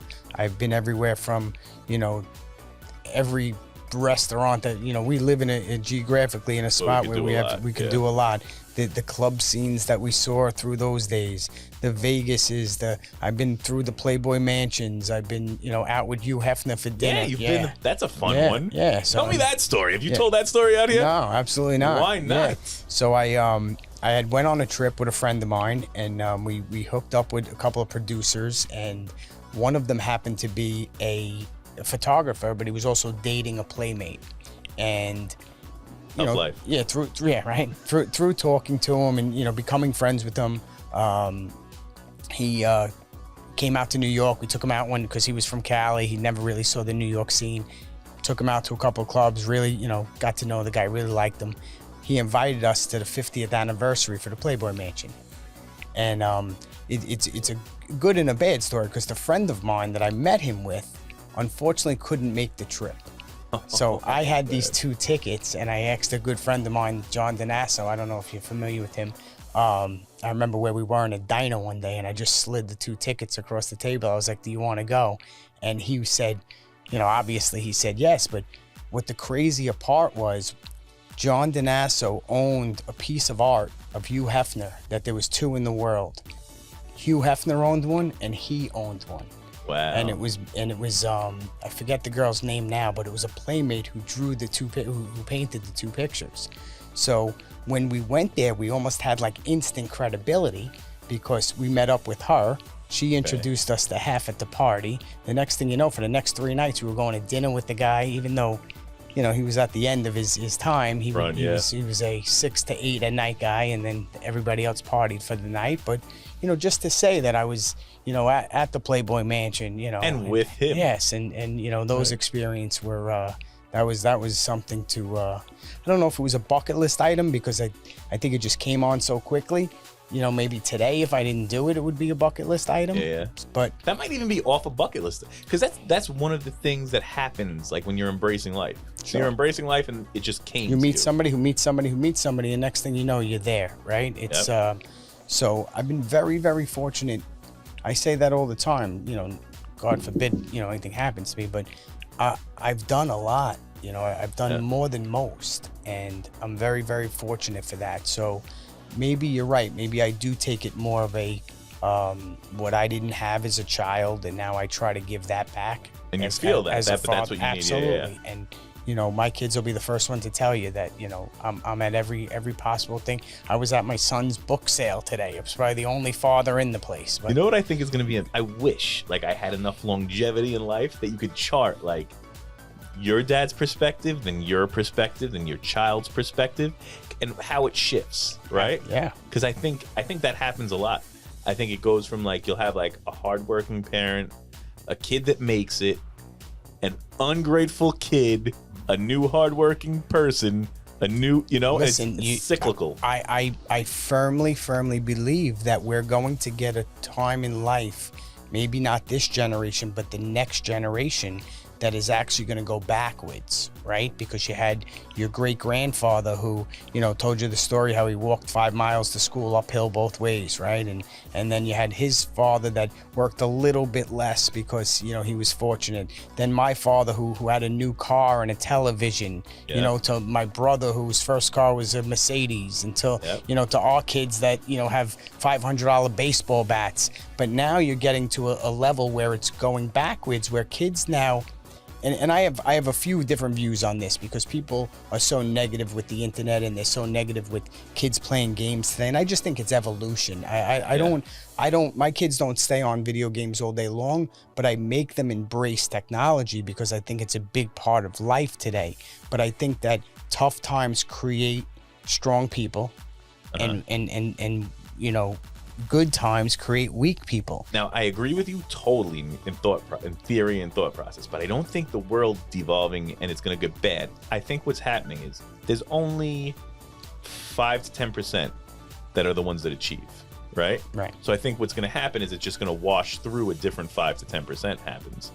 So you're going to have these incredible achievers from like, stellar standouts. So 5% is not a lot. It's 5 out of 100 people like make it and go above and beyond. Sure. Right? They're good. Now you start to have the variance and the de-evolution in like what those kids are going to do. But at the same time, these kids that were here, that family moves into that next realm and it just cycles. Sure. Right? So over enough time, you're just pushing up a different 5% because they're going through the tough times as the other ones aren't. But I have a question for you. Do you feel that kids today have options that maybe our parents did, right? We're all walking around with a supercomputer in our pocket, right? Your grandfather, the only way that he could make extra money was getting a second job or a third job. Today, a 60-year-old man can come home and have a side hustle on the internet by, you know. They could always have had a side hustle. I know, but I think it's much more prevalent today and a lot easier to accomplish. So I feel that children today watch their parents, because what did your parents, well, maybe not your parents, but there was a time when it was go get that union job, make sure that 100%. make My sure parents you were those, make sure you get that pension, make sure you entrepreneur. That's a new word, right? We didn't hear that word in the 80s. No one knew what an Could entrepreneur. I tell you, like, I remember my parents being like, you need to be a Well, that's right. Just let me fireman, I just want to get my thought out. So people talk about how kids are entitled today. First of all, I think kids are entitled because their parents make them entitled, right? They're Absolutely. not born entitled. But I also think that I look at it differently. I think that kids see that they have options today that maybe they didn't have in the 70s and 80s, where, you know what? I watched my father break his ass for 40 years and at 65 got his pension and died at 67. You know, not my father, but I'm saying in general. Yeah. And now, is it so important to chase that almighty dollar, or is it more important to maybe make 70 grand a year making content in my basement and being around my family every single day? And I think that's the structure that's going on right now, where kids actually understand that they have different opportunities today. I don't think that college is going to be as important as it was when we were younger, where you needed X, Y, and Z to get any job out there today. I think talent in different ways is going to trump the diploma that hangs on your wall. I think it always did. I think college was another way to train employees and to Feed the system of paying taxes. Yeah, and that's really what it is. Right. And create another debt cycle. Right. Because now you have $100,000 in debt. Absolutely. You're trapped to have that job. Absolutely. You have to this. I mean, that's one thing we talked about in the system, the school system. They don't teach financial literacy, right? They don't teach you because it goes against the system. Because they don't teach you to get a W-2 job. How are they going to make their tax money off of you? Right? If they teach you to be an entrepreneur and where you're able to take certain tax benefits to your advantage, that you're against the system. You're not for the system. So I know it's a little deep maybe for my listeners, but that you know, I firmly believe that. And that's where I feel that kids do have options. Unfortunately, I think people hide behind that word, right? You know, a lot of people want to call themselves an entrepreneur, but they don't necessarily want to put the work in. I think that's 99%. Everybody wants to say, well, all right, so here's something that for some reason grinds my gears so much, that I have so many guys that I try to help mentor, and I'm always like, nothing good is easy, nothing easy is good. You're never gonna quick money.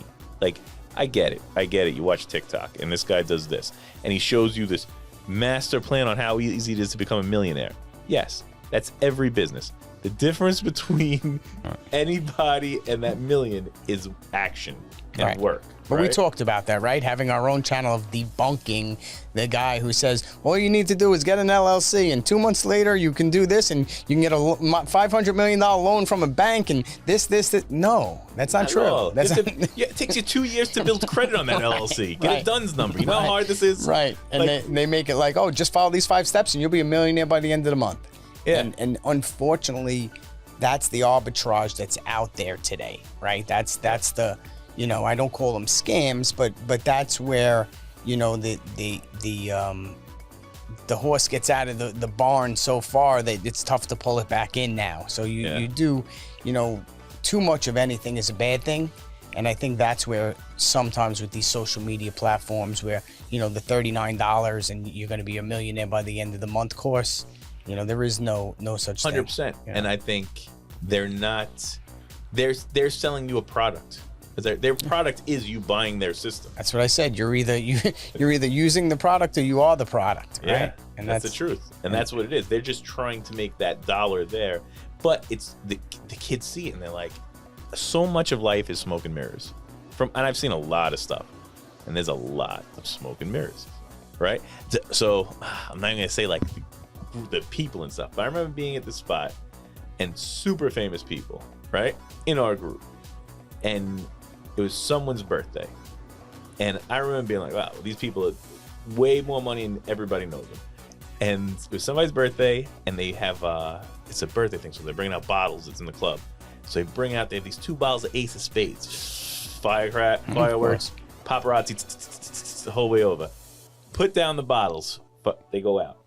Now, all of a sudden, they take the bottles, bring them back to the kitchen, and they do it again.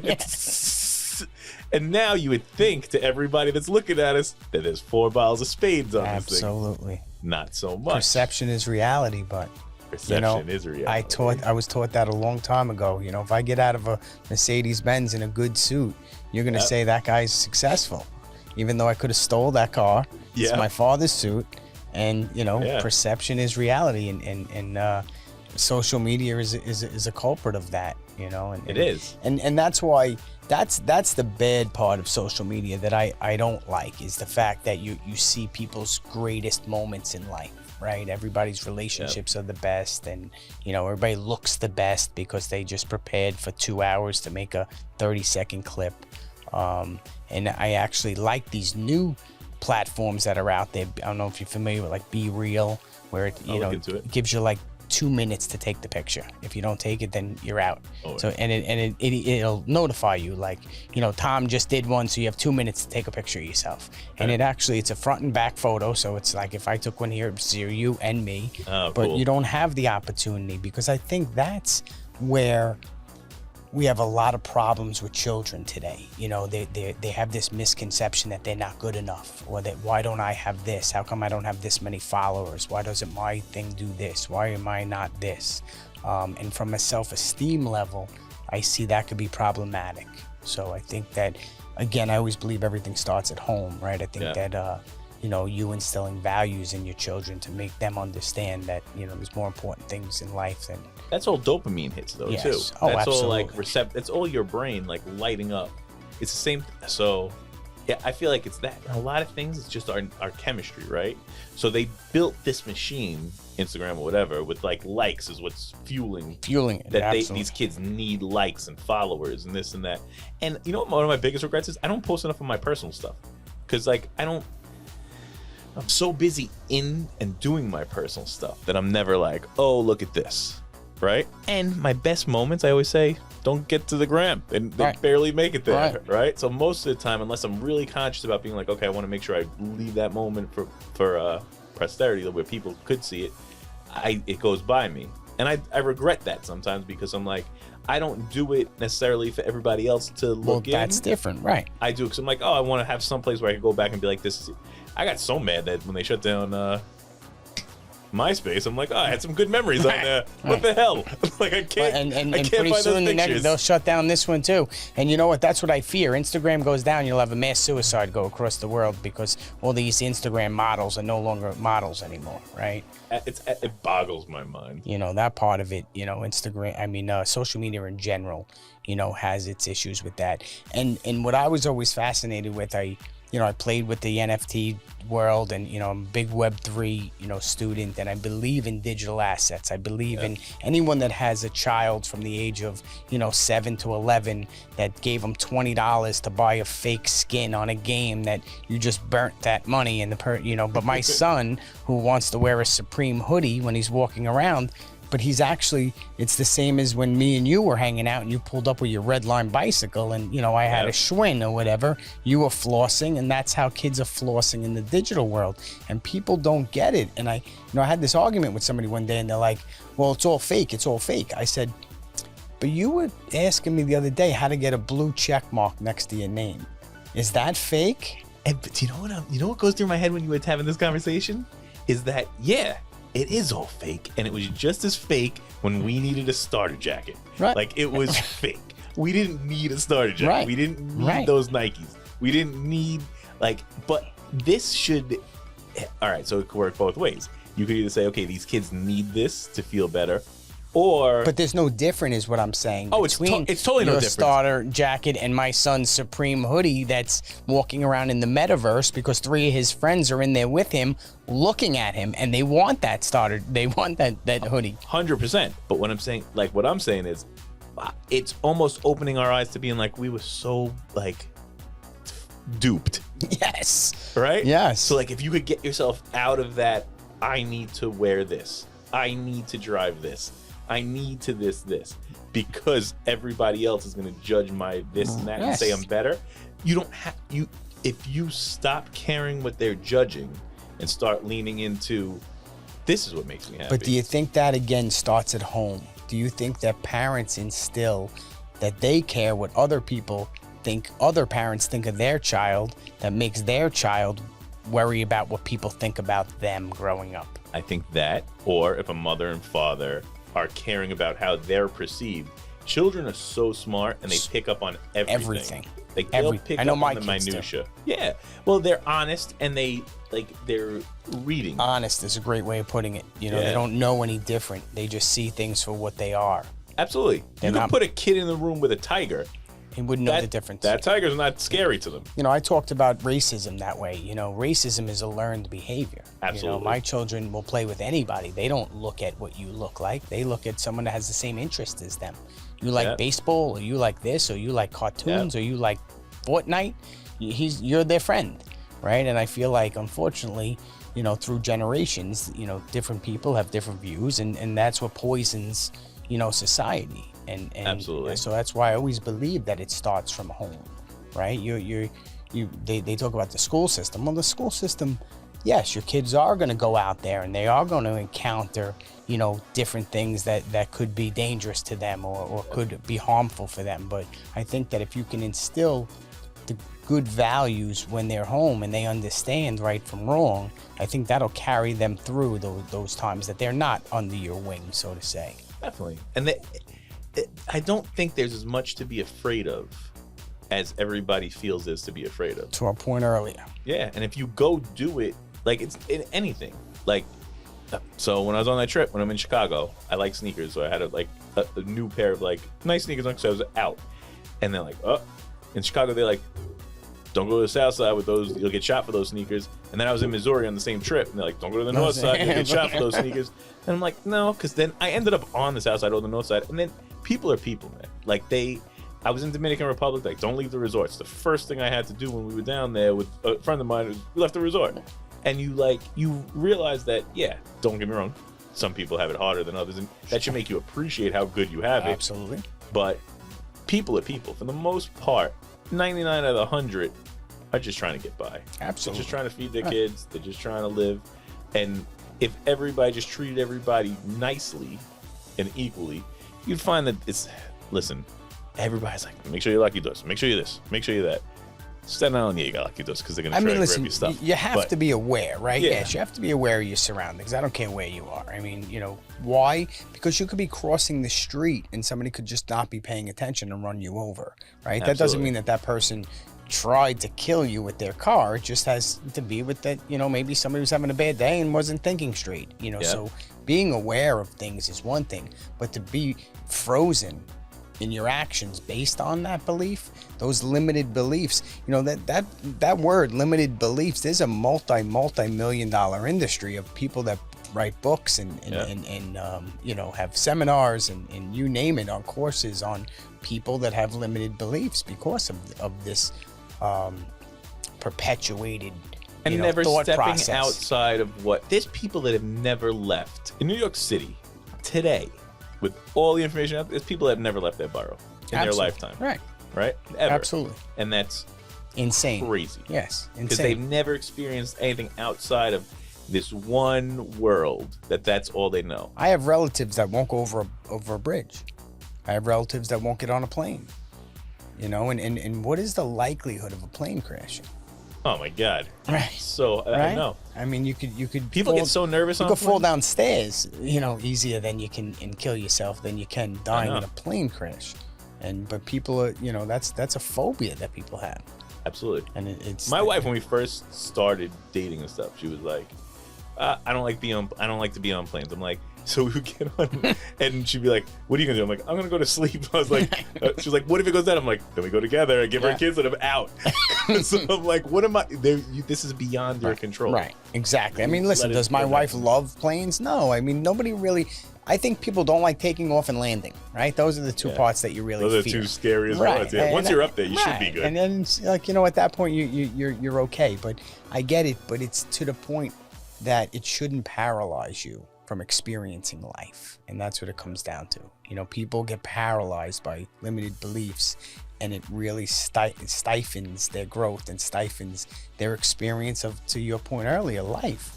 Yeah. Right? Experiences. And that's all it is. That's what life is. It's just your series of experiences and moments. And this moment is the only moment we have. So just live it. Live it. That's why it's called the present. Yeah, exactly. It is a gift. It is a gift. And I think people, unfortunately, don't treat it that way. Everybody puts off something till tomorrow, right? Whether it's, trying to lose weight or, I was reading a book, Ed Millett's book, One More I think it's One More Time or something like that, where he talks about, even the little things like asking that girl out on a date or asking her to dance. You miss that opportunity. 2 minutes later, she's doing the two-step with some other guy, right? Absolutely. And you leave the party with regret. Yes. And that's that whole, do you want to lay on your bed at 80 years old and regret not taking chances? Yeah. It's okay to fail, like you said earlier. It's learn. not really It's okay to learn. Right. It's not failure if you're learning. If you're growing through it, then it's not failure. And there's nothing to be there's nothing. All right, so I like to be around people that I feel like are successful and like they're just embracing and going through it. Not necessarily, it doesn't have to be financial success, but you could be successful just from feeling like Absolutely. you're going after your goal. People give off an aura too. Yes. That you see people that might not be financially successful, but people migrate to them because they feel good around them, right? Those people that come into a room and either draw the energy out of the room or they add energy to the room. Absolutely. Right? And I find the bigger you get in success circles, like the more people you hang out with in those higher circles, they don't even feed, they feel. And they're like, you have a great energy. And they'll say that. And I never experienced that when you're not with people that are successful. Right. Because the less, I don't want to say less successful, the people that have untapped potential that won't go after it. Correct. They Successful is a weird stuck. word because people are successful in different ways, right? Absolutely. I say that in real estate. I have people here that sell 3 houses a year and they're very successful because that's what their goal was, to go on 2 vacations with their family. Then I have other people, if they don't do 30 deals, they feel like a failure.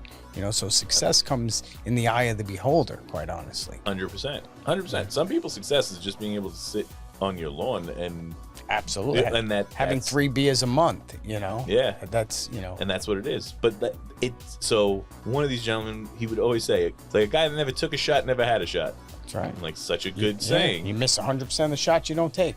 That's the truth. And that's what most successful people have, is the willingness to fail and then just get back up and try it again and find a new way. And you keep, I close my eyes and I try to get out of this room and you have me blindfolded and headphones on where I can't hear and see nothing. If I just keep walking and going, sooner or later I'm getting out that door. Persistency wins. Yeah. 100% of the time.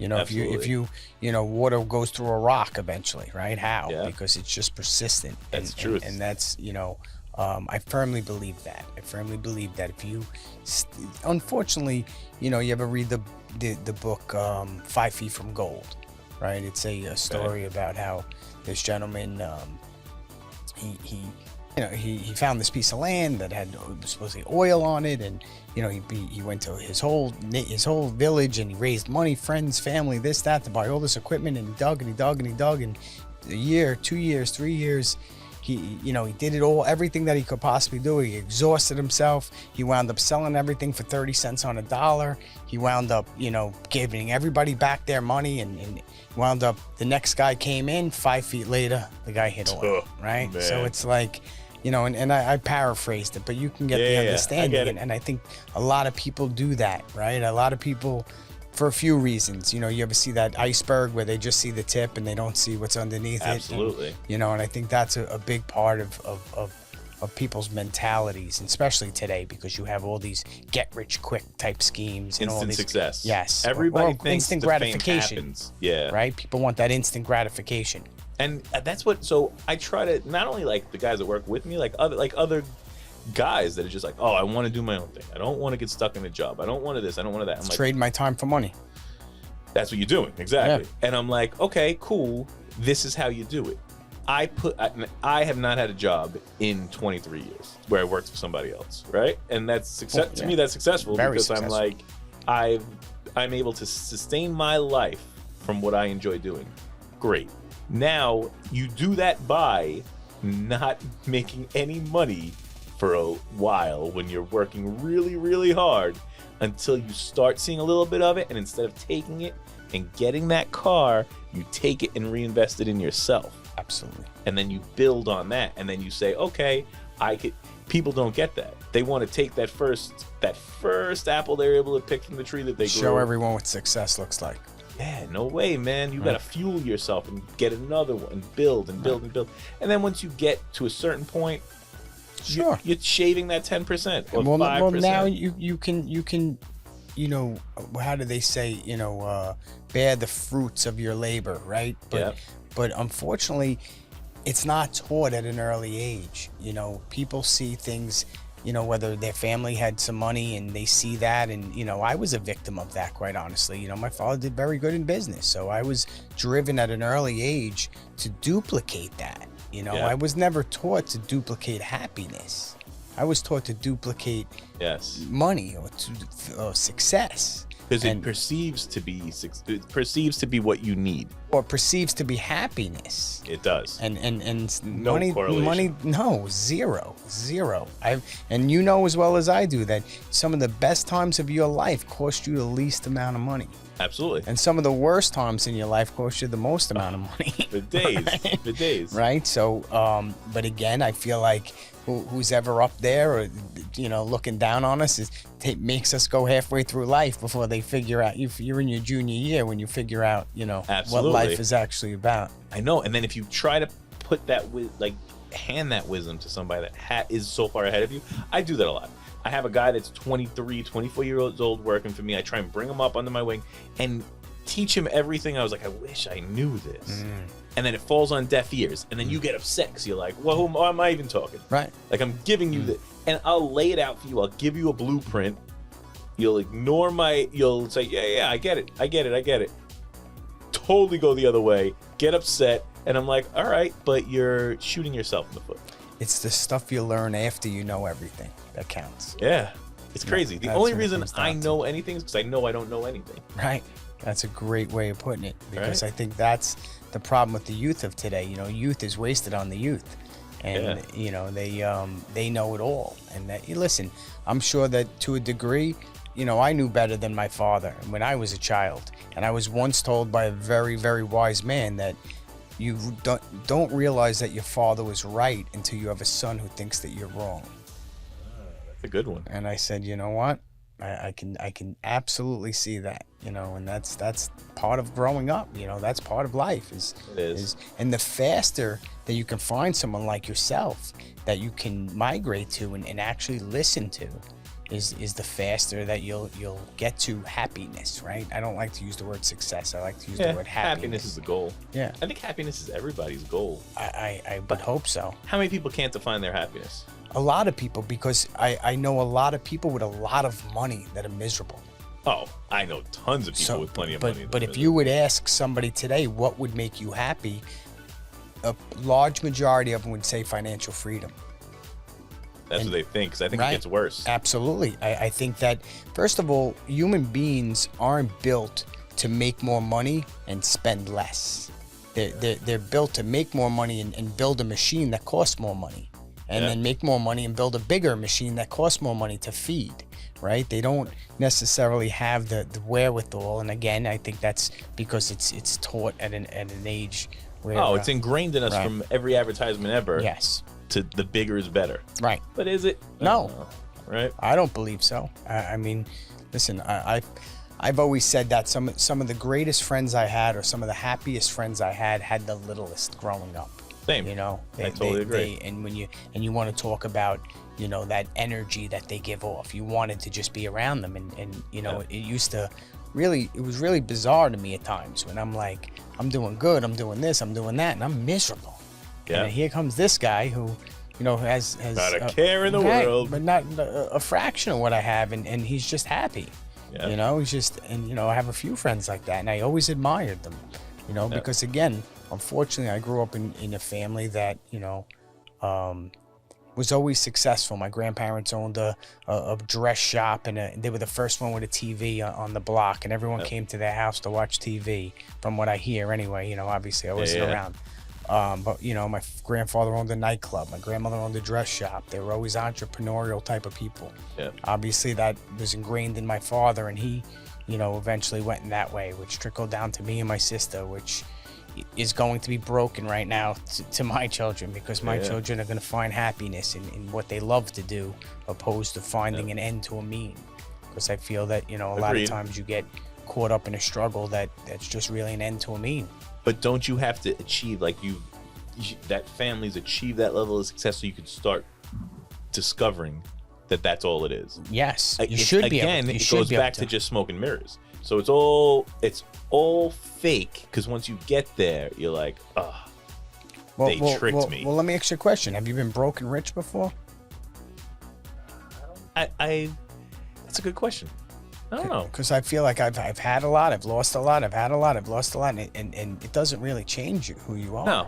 If anything, the broke feels better, right? I think. Well, I think that it's I'm not saying like it doesn't feel better when you're under the strain of it, but it's not as taxing. Because when I see people that is like too wealthy, they can trust no one. Right. Broke, whoever's sitting with you you're is almost there naked. for you. You're naked. Yeah. Right, in a weird set of ways, right? It's like it's just, this is who I am, take it or leave it. Where there's a persona that you have to have as a successful person. Yeah. Well, that's what society tells us. Well, also as a successful person, why are they sitting with me? What is their intent? Yeah. Where are they getting to? And you're forced to think that way, right? Absolutely. Because there's a lot of bad people in this world too. And I had an experience today that drove me nuts. That my father-in-law was like, "Oh, I want to scrap this whatever pieces from a car, right?" He has. So I'm like, this is perfectly good. I was like, "Why are you scrapping? You should put it on like Facebook." He's like, "Nah, I don't want to do that. It's a waste of it." He's like, "It's a waste of time." He's like, "I just got to get it out of here." So I'm like, "All right, cool." So I'm like, my wife, I have a pickup truck. So I'm like, "Yeah." My wife has a pickup truck, something like mine. So I was like, "I'll grab a truck, I'll take it, and I'll scrap it with you." We go, but now because he's not a computer guy, so he didn't do any of the due diligence on it to find out where you got to bring it. Listen, and it's not the money, it's principle. So I'm like, whatever. You don't want to make the most out of it, that's fine. Take it to the scrapyard. They'll give you whatever, $50. So tax write-off. Yeah, even a tax write-off, right? Anything, whatever you get, you get. So I'm like, it's not the money. He ends up bringing it to a guy that I don't even know how he found him. It's like takes it, and I had to bring it to him. So wait, I had to stop, go pick up this stuff, bring it to this guy, be dirty, and then I have 400 things on my plate to do during the day, and I'm like, he gave you nothing. Now, I don't care if he would have given me $1,000 and I don't see $1 of it. I don't like. I just think that point. Yeah, it's the principle of like you're that like. Yeah, well, I find that my wife loves that Facebook selling stuff, right? Because she just feels that, why throw things out? Somebody fortunate enough can use it, especially kids' toys, right? I think that there's, I've had people that showed up at my house that you saw, they Ubered to the house to get this toy for their kid, and they wind up leaving with 5 other ones when I see them that way. Because to me, it's like, if you're going to buy the fruit stand, oh, wait, I didn't realize I have a bag of fruit that goes with it. You're getting that for free, too. And then what I started realizing, well, she started realizing, which really burned my dick, was they would then resell it for a profit. For the premium? Yeah, and that's when, when you're being nice. Yes, and that's when, like, we had a set of whatever, lawn furniture, right? They want to talk like the Jerky Boys. Lawn furniture. And we totally undersold it. But the cushions were ripped, and I was just like, they would seem like a nice family. I'm like, look, they can try to do the right thing. Meanwhile, they refurbished the cushions and they wound up doubling the price. And my wife saw it on the thing again, and I'm like, see, so it's like you struggle with yourself. But at the end of the day, I tell her that we did the right thing, right? You can't control other people's actions, right? You can only control how you react to people. And if you feel that you did the right thing, but it's just really bizarre that, like, you go out there and you try to do the right thing. But if you feel somebody's taking it, like, it's just that, like, it, like, gives me such a burn that Yeah. you're taking advantage of people. Absolutely. And I'm like, I did the right thing by you because I thought you needed it. Meanwhile, you rented that beat up pickup truck because you really have a know. Mercedes at the house and you don't want to bring that. yep. And it's just people, and listen, I don't knock the hustle. I don't. I know, I get it. I'd rather than be But a you little more think- transparent. Exactly. That's all. Exactly. I just want to tell me what you're doing. I'll still give it to you $5 Absolutely, each. absolutely. Yeah. Just be transparent about Don't make me feel like I'm helping you. it. Rip somebody else off. I know. That's to beat another family that probably really needs it. right. Exactly. And So so crazy. that is the struggle, or this cyclical, thing that I fight with at times. I get it. Doing the right thing by people because sometimes it comes back and That almost feels like when somebody's like, "Oh, I need $5. I need to get food," right? And then I'm like, "Oh, I don't give money because I don't want you buying drugs, but I'll go get you food." I had this happen to me. Literally happened to me on Staten Island. I wanted to punch the guy in his throat.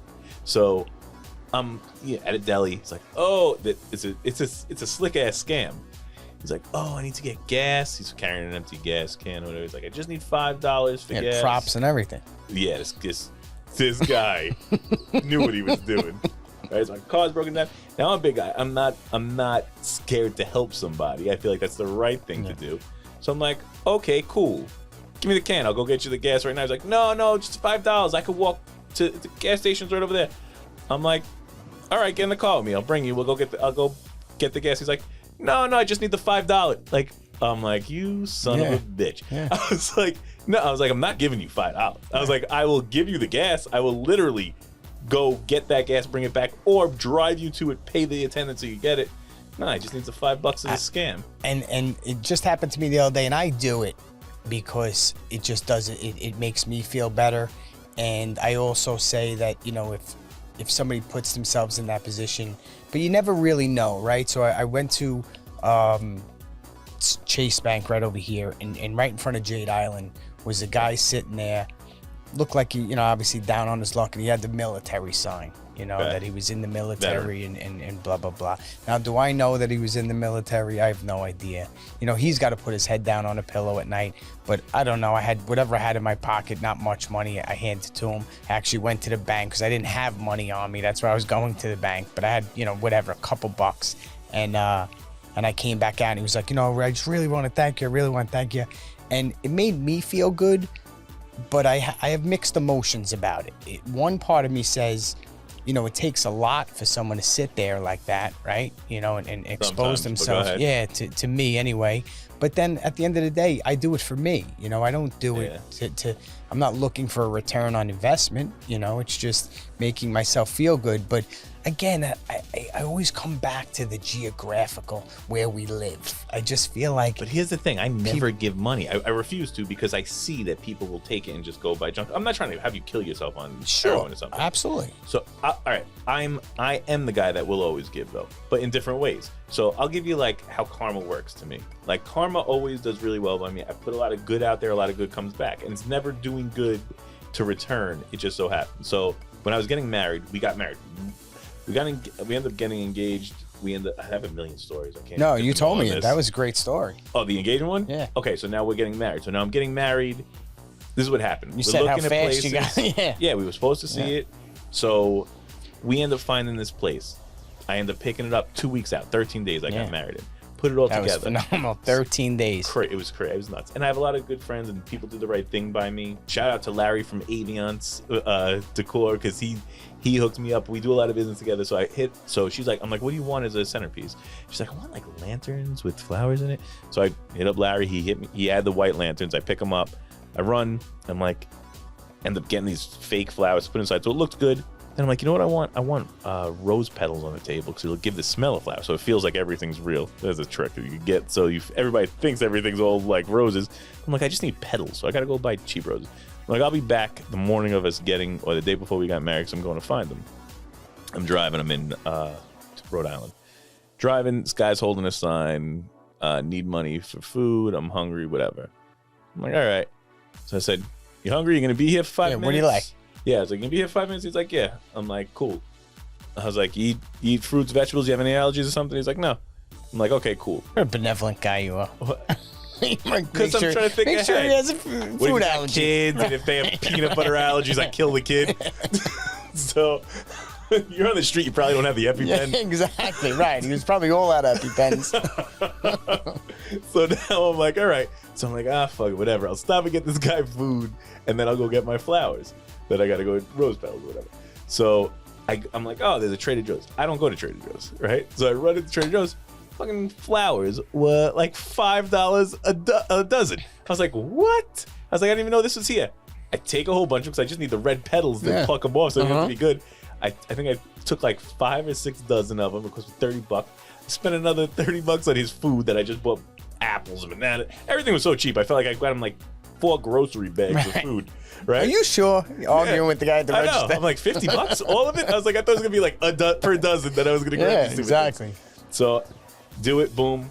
I bring him back his 4 bags. He's like, thank you so much. I'm like, no, thank you. I would have spent 4 times as much if I would have went to the florist that I was trying to get to. Yeah.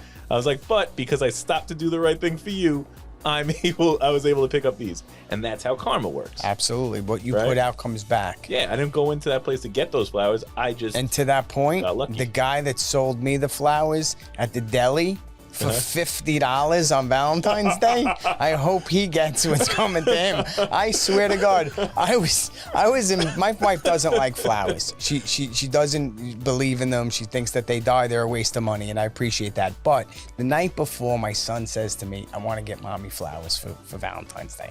I says, okay, of course I'm gonna get you flowers for mommy tomorrow. So when you come out of school, I'm gonna hide them in your closet. You can go, you can find them.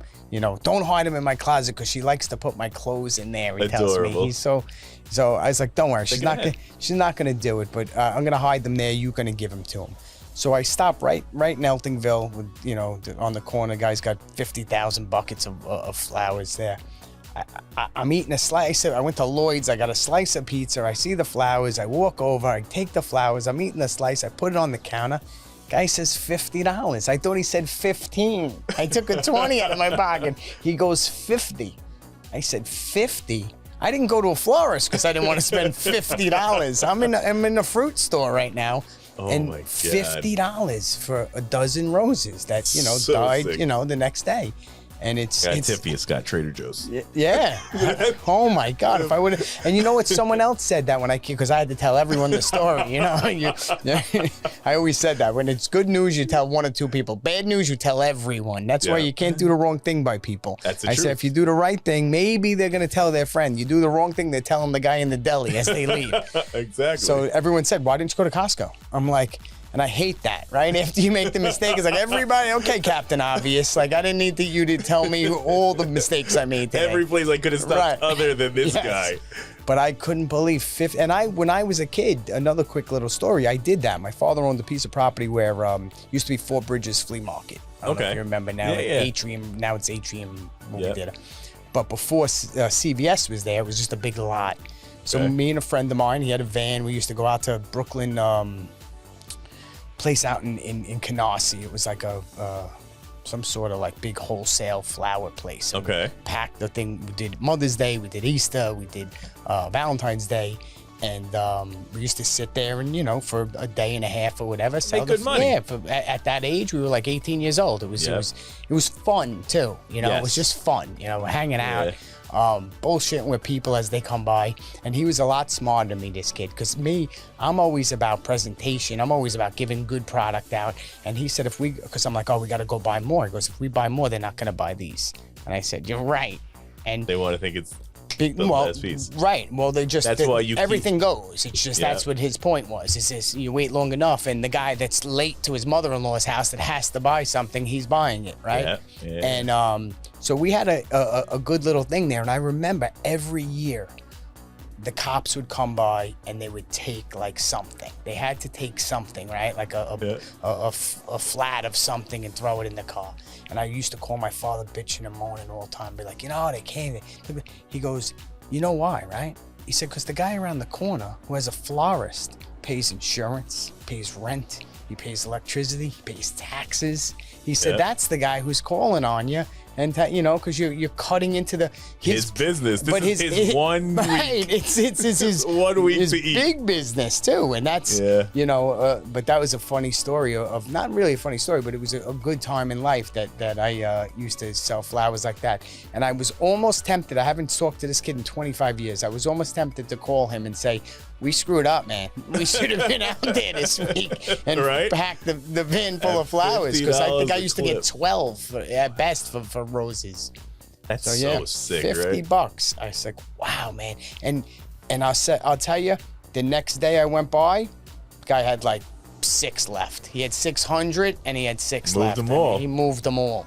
God bless the guy.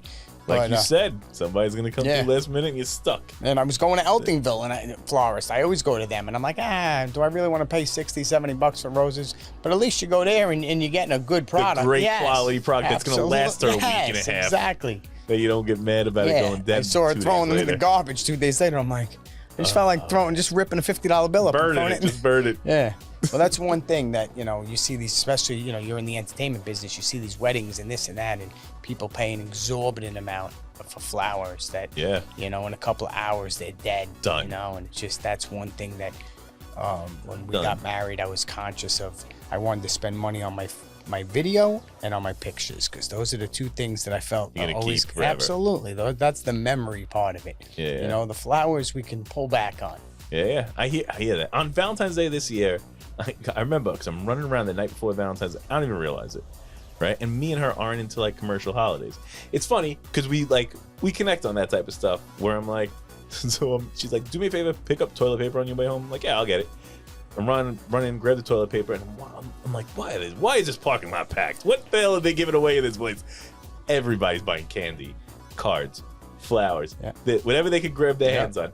I'm on this giant line with toilet paper, and I call her and I'm like, am I a bad husband that I'm not buying you any of this garbage? She's like, no, those suckers. No, we need the toilet paper. You're the only good guy on the line that's actually providing something for your family that's useful. So crazy. But that is what society is, a well-marketed holiday. And Hallmark is the one that created that holiday, you know? And to back to the social media part, you know, people can't wait to take the picture. I know. Sometimes it's the Ace of Spades story, right? Take the picture in front of the store with the flowers and then put them back down and go home. Right? Or just take a picture with it, that's what then I'm saying. Crop it, because you got Adobe Photoshop. And say, hey, this is my beautiful flowers I bought my wife. Throw them right back in. If it's on Facebook, it's true, right? Oh, man, it's so crazy. The smoke and mirrors really are crazy because they drive everybody else nuts. And then when you're with the people that create the smoke and mirrors and you see it, you're like, nah, they're just doing it because that's their gig. That's their gig. They're getting paid to do this. Right.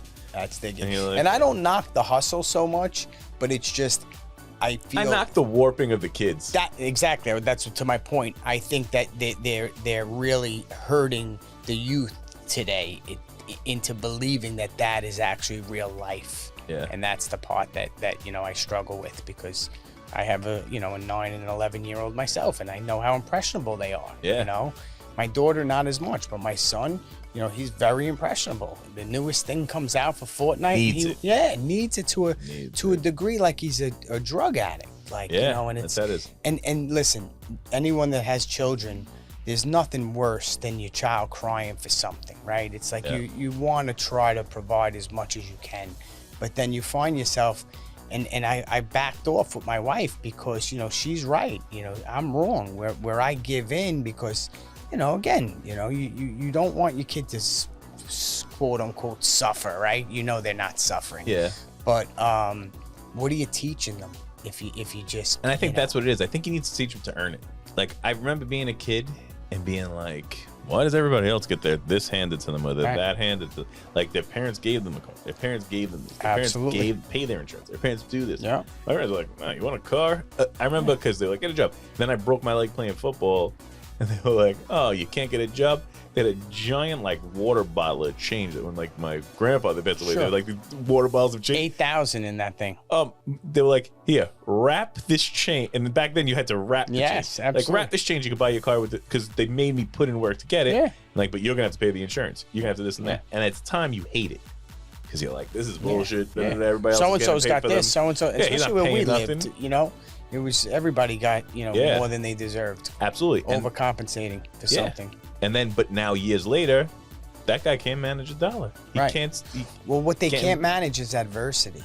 That's what I see. It's not even the money, because some kids are just lucky, right? Some families are just fortunate and they have too much money, and even if he blows through it all, They can keep feeding it to him. he can still. But it's the adversity that I noticed. Like, that's one thing that, even though my father was very successful, I had a mother that wasn't successful, and that's who I lived with, my whole life, and me and my sister, had the struggles of that, and it made us so much stronger today of saying, well, if I don't get that, I just don't get it, And then don't you think that's one of the reasons why some of them like turned more into drugs or this or that, because they couldn't deal with reality? Absolutely, 100%. And it's so much easier to just take a pill, right? Yeah. Or whatever your fancy is. And unfortunately on Staten Island, you see that, A lot of it. and people, listen, you grew up on the North Shore, right? I grew up on the South Shore. There's no difference. It's just the other end of the spectrum, Absolutely. The South Shore actually has better drugs because the kids have more money. People think that the bad neighborhoods have drugs. That's not true. Drugs are everywhere. It's Absolutely. just whoever has the money to obtain them is getting them. And I mean, listen, anyone that's paid any attention to what's going on in Staten Island in the last decade has seen that we have a huge problem here. Agreed. And is it a drug problem or is it a mental health problem? I think it's a mental health problem, and I think it's an education problem, right? Yeah, It's like everything else. Yes, it's just not having the right tutelage to understand that, and listen, I'm not saying that I smoked pot pretty much my whole life. I took me a long time to realize, like, hey, it doesn't serve me the way it should, so I stopped. And now today it's legal, and I'm almost kind of against it because I think it's so easy and accessible for young kids today. Like, you ever see the packaging on some of this stuff? It's made for candy to look like it's yes, candy. I mean, and I don't think that's good. And I'm not saying that weed is the worst thing in the world. I'm just saying that it shouldn't be so prevalent for young kids today to be able to have access to it the way that they can. I think that weed should be like alcohol. I think it's less detrimental if you are of an age where you understand how to utilize it. You think that it's easier to get alcohol or weed as a young kid? They're both pretty easy. No, I mean, today I feel like weed is so much easier to get than alcohol. I mean, my 15-year-old cousin is hard to walk into a liquor store and get a bottle of scotch, but she can go into a deli and get some gummy or whatever like that. That's the part I feel like. When we were, listen, we grew up in a different time too. Our license didn't even have a picture on it. You can use your uncle's that was 7 years older than you, and they gave sold you an 8-pack of beer. My kids don't even know what an 8-pack is. Yeah. So I think that, but to the point of the packaging, it's almost like you're enticing children to. Well, that's what's up with all the vapes and stuff too. And I'm like, I don't understand. We're beating smoking finally, and now you're like, all right, let's reintroduce it in a new package. Like we said, repetitious cycles. Like, you get people get into this, bang. And I'm a firm believer that weed's not supposed to taste like watermelon, right? And I've done research on this. There's something called popcorn lung. I don't know if you're familiar with it, but it's people were dying that worked in popcorn factories from the flavorings that they would put into popcorn. Really? And it's the same flavorings that they're using in these vape cartridges. And I think I used the point of my eyes. 15 years ago, I got LASIK. You see what I'm walking around with when you see me, right? Yeah. Who would have known? Because there wasn't enough research out there to know, whether it's good or bad or how long it's going to last and this and that. And I'm wearing glasses again. I think the same problem is going to be with this stuff, that there's just not enough research. And unfortunately, I hope that I'm wrong, but I think that there's going to come a time in the very near future where you're going to start seeing these kids getting sick. Because, I agree. They're not supposed to be, smoking this stuff that's, listen, marijuana itself, we talked earlier about, plant medicine, and I believe in it. I go on 2 or 3, retreats a year because I believe in it so much from a holistic perspective. I just think that what they're doing to it from a processing perspective is not what it's used for. They call it, If you talk to people that, out west or out east, I guess, far east, it's medicinal. Marijuana is a master plant, and when it's used correctly, it's been used for hundreds and hundreds of years as a medicinal plant that helps. They call it Western medicine, the way that we use it. I have a shaman that actually, broke this thing down to me. It said, it conflicts with other like ayahuascas and other plant medicines like that because of the fact that they're both master plants, but the way that what he calls Western medicine uses it, they use it in an abusive way for recreation, and that's not really what it's supposed to be used for. But if it's used for a medicinal way, it actually has tremendous benefits. Absolutely. I'm a big proponent of like CBD and THC use correctly. Used correctly. Right. I totally agree. And I feel like but isn't that so funny? It's just like the food we eat. Oh, absolutely. Right? We could eat really good food that fuels our body properly, or we can process ultra processed. I was watching something the other day where they were talking about ultra processed food, and the girl broke it down perfectly. She said, ultra processed food, the best way for me to explain it is that there is no way with the ingredients that you have in your house that you could reproduce that product, and that's ultra processed food. And I said, wow, that's a really good way of thinking. It is. So if you about to put something in your mouth that if you go into your pantry and you don't have the ingredients to be able to replicate that, that's not good for you. And it's actually very, very bad for you. Absolutely. So I try my best. As you get older, you realize, I didn't pay attention in school, so now I have to do all my learning, a little later in life. And it's actually funner to learn this way. I agree, and it's freer because I feel like in school they're never going to teach you it's not made to teach you what's best for you. No, it's a system that grades you every 100 days, like we talked about, to kind of set you in a way to say you either passed or you failed based upon the last 100 days of your life. And I don't believe that's another topic that we can talk about one day about how we have a million topics we can still have. Education is deployed today is a problem, and I think that they're going to see now with the invention of AI that they're going to need to deploy education in a different way because they have. What do you think of AI? I mean, I'm a student of it. I love it all. I think that it's all, I remember I went to Seattle and I did a video on this about, it's probably 5 years ago. It was the first Amazon store where there was no workers in it. You just walked in and you scanned your Amazon to go. It was called Amazon to go. You scanned your phone. These glass doors opened up. There was one worker in there because in the back they had a liquor spot, so you had to show ID to get into that part of it. Okay. But like you, I'm gonna figure this out, right? So I'm taking stuff and I'm moving it, and I'm taking an apple. There's no code on it. There's nothing, and I'm taking a drink and moving it over here, and I'm gonna trick the system. I'm putting stuff in bags, taking it out, and all of a sudden I just took M&Ms, and I was on the film. I says, look, I'm just taking these M&Ms. Nobody's here. Nobody's looking at me. Nobody's going to stop me. I'm just going to walk out of the store with them. As soon as I walked out of the store, not 10 seconds later, my phone pinged. I had a whole rundown of how long I was in the store, a map of exactly where I walked in the store, and then it charged my Amazon card, the $1.60 or whatever the M&Ms were for. Wow. And that's when I really realized that like machine learning is real, right? Because that's all that is people putting data into thousands and thousands of computers. And, the AI thing is just a probability, right? They say if you put this word together with this word should be the next word, right? And that's kind of how they create these, arbitrages on copywriters and people that spent their whole lives being writers and stuff like that. Well, I was just doing that podcast. We had Jerry Casale from Devo on, right? And he was talking about, he's like, AI. And he's like, you know what? He's like, I wish somebody would, he said, somebody said to me they want to make AI make a Devo song.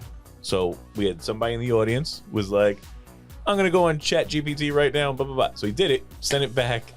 So he's like, and we read it to him so he could see, like, Like he said it's like it's not good because they were discussing from an artist perspective. Where do you take away art? Absolutely, you do. And, Right. and how about I had mentioned to someone because now they have these AI programs that do art for you, right? I want to see a kitten looking out a window with a ball of yarn next to him, and so a guy posted something, and did I get he blocked me, he blasted me, and all I said was really, really cool, love the technology, but I can see lawsuits coming down from a copyright perspective. Yeah. Right? Because somebody owns that image. Yeah. Right? I can't say, draw me a Picasso, and now all of a sudden I get this picture and I can claim that it's mine. Yes. Right? And I think that's where that whole, if you want to take it a step further from a Web3 NFT perspective of ownership, right? You can have, there's many replicas of a Picasso, but there's only one original. Right. Yeah. And I think that's where the premise of the NFT, the blockchain technology comes in to show pure ownership. Right. Yeah. And say that, I own this and it's all there for the world to see. You might not know my name. It might have this weird 17-digit number there, but I can kind of see into your safe deposit box of what you own because that's your address. Right. It's a binary code. So right. You And see exactly it's what it is. exact. And that's how I say it. It's like a wall of safe deposit boxes that you can all see into. So I can see what you own, you can see what I own. I just might not know it's you, right? Because it has this crazy code. But from ticketing to memberships, I think the world is going to change from that perspective. Unfortunately, greed took over in that environment, and that's what kind of imploded it last year. But you will see NFTs will be back, and they'll be back in a way of functionality opposed to what they call like art in terms of like a profile picture, right? You have a bored ape that's just a picture that has no substance behind it, right? Then that's not going to really be worth something in the long run. It's going to be worth something as hype is there, but as soon as that leaves, but you'll see now, like, perfect example. Let's say that you owned a coffee shop.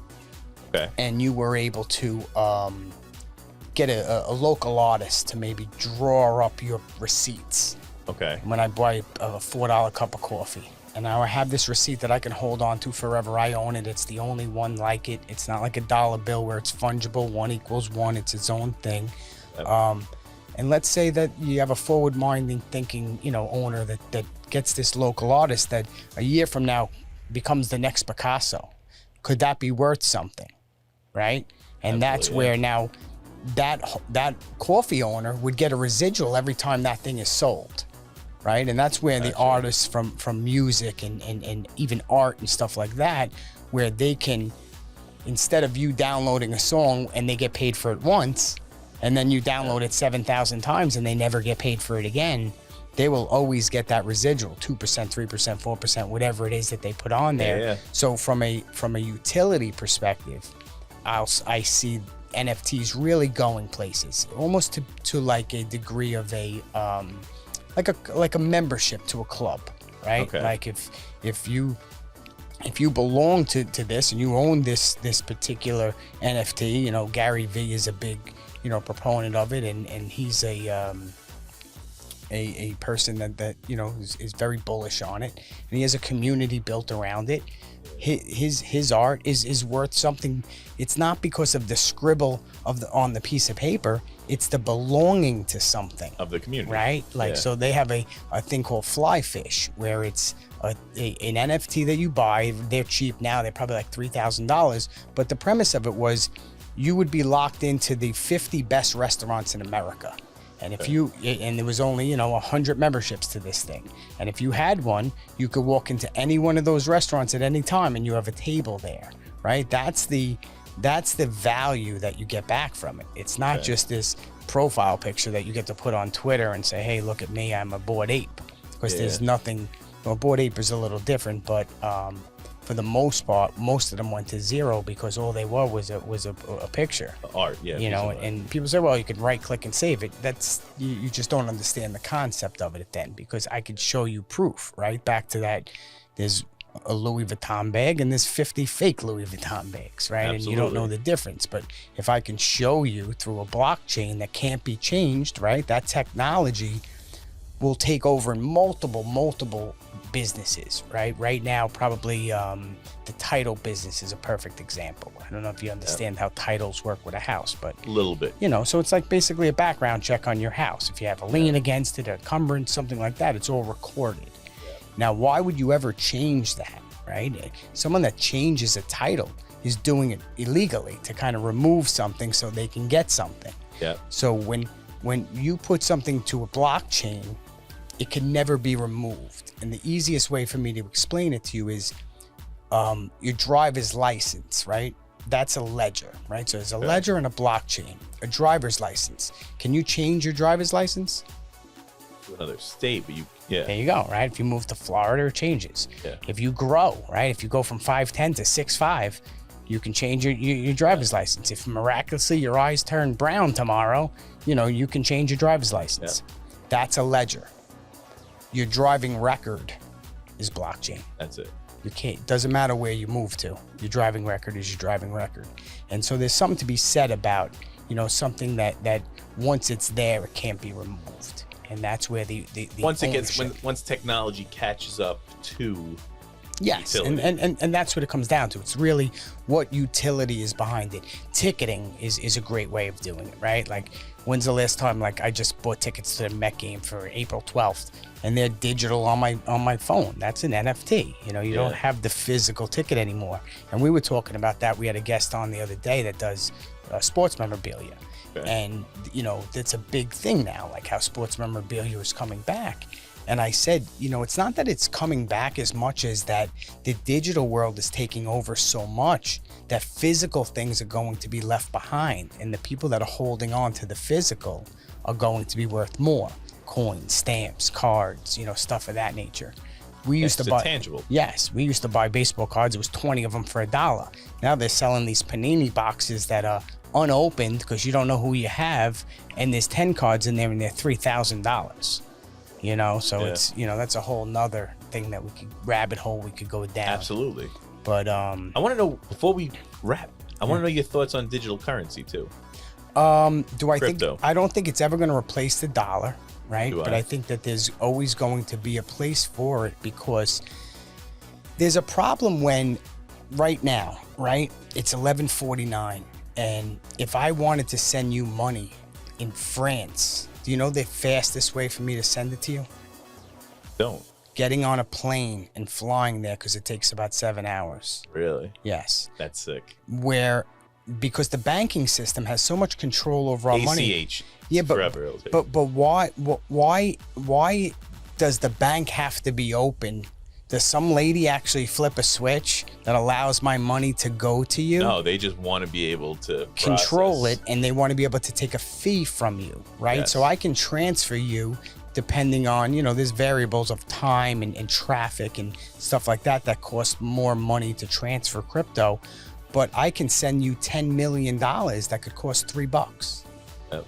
Like, how else can you transfer wealth like that in an instant for no money? Yeah. And that's where the value will come, because people will be able to transfer large, you know, chunks of money for nothing at Absolutely. any time of the day. Do you think the ones that are out now are going to be the ones with the vehicles, or do you think? No, totally because different? I think that most of them are crap. All those old coins are just me and you coming up with some stupid name, and they I'm have talking zero more value. like XRP, like Ripple, or Well, Bitcoin. XRP is different because, you know, they got the lawsuit going on right now, and they are interchanged in banks already. So they're a mechanism that banks will use, and I think that there will be a value to that, because I see the government coming out with their own type of digital currency. That's basically how they can fight against this, right? It's coming out. You've already seen countries come out. Unfortunately, it's so volatile that that's the problem with it. And once regulation comes out, which I believe regulation is good, right? It's not going to have these swings that you got to stare at it every 5 minutes. So once regulation comes out, which it is now, you see that there's laws being passed daily. That's when the masses will come in. That's when the institutional buyers, as they are now, coming in, and where it's starting to kind of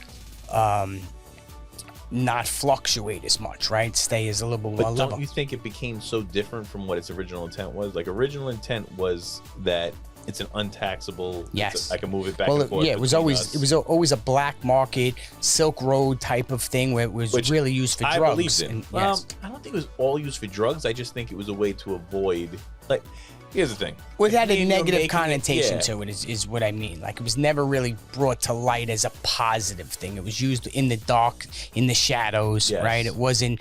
But if you really want to talk about like the ones that'll be here, the ones that have utility, right? I'm a big, advocate of Ethereum, because Ethereum has the blockchain technology behind it. So it has nothing to do with the coin itself. It has to do with the process that's behind it that gives you that validation. Bitcoin, quite honestly, doesn't have any value other than what people putting on it, right? It's a supply and demand thing, and because there's only 19 million of them or whatever, that's going to keep its value where it is. But my thing with that was, I believed in what the intent was, but I was like, they're using it as a investment vehicle. It's not an investment vehicle. No, it's not an investment vehicle. So it blasted into the. Well, that was just, ethosphere. but that was just because I think it was more of like FOMO and people just thinking that they were going to get rich quick, and some did, and absolutely, they were smart enough to get away, did, right? and that's the problem. But when something goes from $1 to $6, it's like being at a blackjack table, right? Yeah. You're up 1,000, you think you're going to be up 1,000,000 by the end of the night. Sooner or later, it all goes back to the house. And it all goes back to the house. And the real players were the ones that all made the money. And the fact that it was so unregulated back then, the average guy like me or you were really rolling dice. I mean, it was truly a crap game. You were, and again, the average person doesn't have the wherewithal to get out. They made it so difficult to get out. That was the other thing. And then when, they just had this explosion with FXT or whatever it is, that, that kind of really, really put a bad taste in a lot of people's mouths. But you have some of these companies out there today that will be finance vehicles that will really, really change the way that money is transferred and the way that people can build wealth through it, because it has a purpose that they'll be here to stay. But I think 98% of them go to zero. Yeah, I think so too. Yeah, that's I didn't put much money into it, and I felt like by the time I believed in it, I should have taken a shot at it, like when I first was hearing about it. And then once it started taking off, I'm like, nah. Now you're chasing the dragon, like exactly. And listen, you can never buy at the bottom and you can never sell at the top.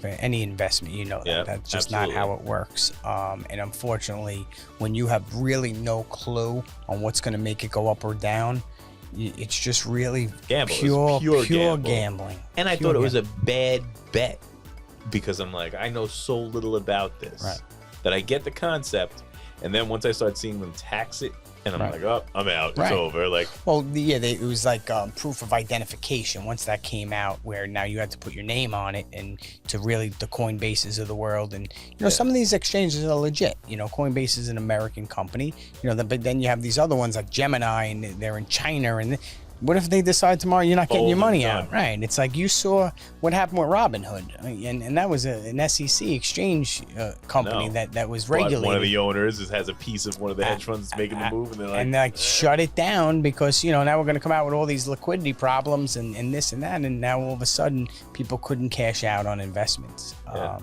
So that's the scary part. Absolutely. I think that I don't think that there's enough education out there just yet for people to really be able to, invest in it properly. And I think it's more of that hype. Like, it's tricking people into be like, oh, you can make $1 million by doing just this and this. Like, I see so many people that I try to give advice to, and I'm not a genius and stuff. Like, this is not financial advice. Yeah, but I research. I'm not an accountant. So when I research stuff, I'm like, all right, who's successful? Why are they successful? What are their strategies? Their strategies aren't day trading. Their strategies aren't like especially for an uneducated person like me. Their strategy is not to put in calls and puts and right. And I'm like, I see all these young kids doing, like guys that are working for me. They're doing this, and I'm like, how about you buy a good stock? You let it sit, and over time, it has. Right. I'm like, that's what it's made for. Or you buy a basket or a fund where you know, like, hey, I believe in Apple, I believe in Amazon, I believe in this, I believe in that. So you buy a fund that has them all in there, that's indexed. Or just buy the index. Right. Buy like the VCI or whatever. Absolutely. Right? And just that, to me, young kids should invest. Absolutely. Kids should invest. I think that you know, today with companies like Robinhood and Stash and Eggcorn, and you know, there's ways that you can build wealth at a young age that if we had that opportunity to, you know, Eggcorn is a great one. You know, I don't know if you're familiar with that. I got it. Yeah, so you're well aware, but I got them for my kids. Like, you know, little by little, you know, Eggcorns turn into oak trees, and that's kind of, you know, unfortunately, we learned a little late in life. So it's like 100%. Now I'm trying to pass the knowledge on to others. So when my nephew's saying, "Oh, Uncle Tom, I want a Roblox gift card," I'm like, "How about I buy you some Roblox stock?" I have it for my son. That's what I do now. He was a freak for Roblox for years, and now, you know, I have that for him, and I have, you know, some other stuff for my daughter, and you know, we'll see where that goes. I think Roblox has fantastic technology, and I think that they will be. Well, lost me too, but it's okay. That's okay because we got that going.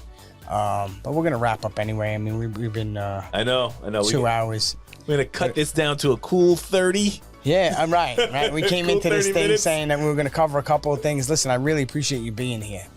You know, you bring a wealth of knowledge to this podcast that most of my viewers aren't accustomed to. So I really appreciate that. No, I do. I think that bringing a mix of this for me is stimulating as well, right? You know, Absolutely. having people come on and you know, be able to talk about things that not everybody knows about, I think is cool. And I just love your approach to life. You know, the fact that, you know, you're one of those guys that exudes that energy that people want to be around. And I think that's why, you know, you have the successes that you have. I appreciate that. And I feel like it's not like, even when coming on here, I didn't expect about talking about my business, because I'm like, I'm more about like, oh, let's just dig in. People get to your business. Absolutely. Like they get there. Like that's what it is. Like if they need you, they'll find you. If you're doing the right thing by people in that venue. I had one of my best reviews ever was, and I didn't ask him to do it. Like usually I have to chase people. Please leave me a review, this and that. Sure. This guy calls up. He's like, hey, I want a shuffleboard table. I'm like, all right, cool. I'm like, how is it getting into your house? He's like, well, I just bought this new house. I'm like, listen, before you spend $20,000 on a shuffleboard table, because like the higher end ones will get there. I'm like, let me come in, measure some stuff out. We'll see if we could do it, because I don't want to go through this problem. Or it might even have been a move that he wanted to move it. He already had it from one house to another. So I said, let me come down there. I was like, we could do it if we could make it happen. We cut it out in cardboard, built like a faux table so that we could see if it would fit. Sure, like a template. Yeah, just a template, just so we could do it. Go there, me and a couple of my guys, we do it, doesn't make it, done. I'm like, all right, no problem. You need something sometime, let me know. I'm like, we're no good for this. Leave. And that was it. I thought I was done with them. Left such a nice review on like Google. Yeah. Like it was just like, and I didn't expect him to do it. And that'll live on forever. Right? So that's an evergreen comment that people will look at and say, wow, I want to use this guy. My business is exactly the same way. You know, remember, I forget it because I wasn't really great in school, but they talked about that bell curve, right? So you only have a specific time that a person, if they're fortunate enough to buy a house, that's actually can obtain one. So it's staying in front of that person for maybe 7 to 10 years before they can actually pull the trigger.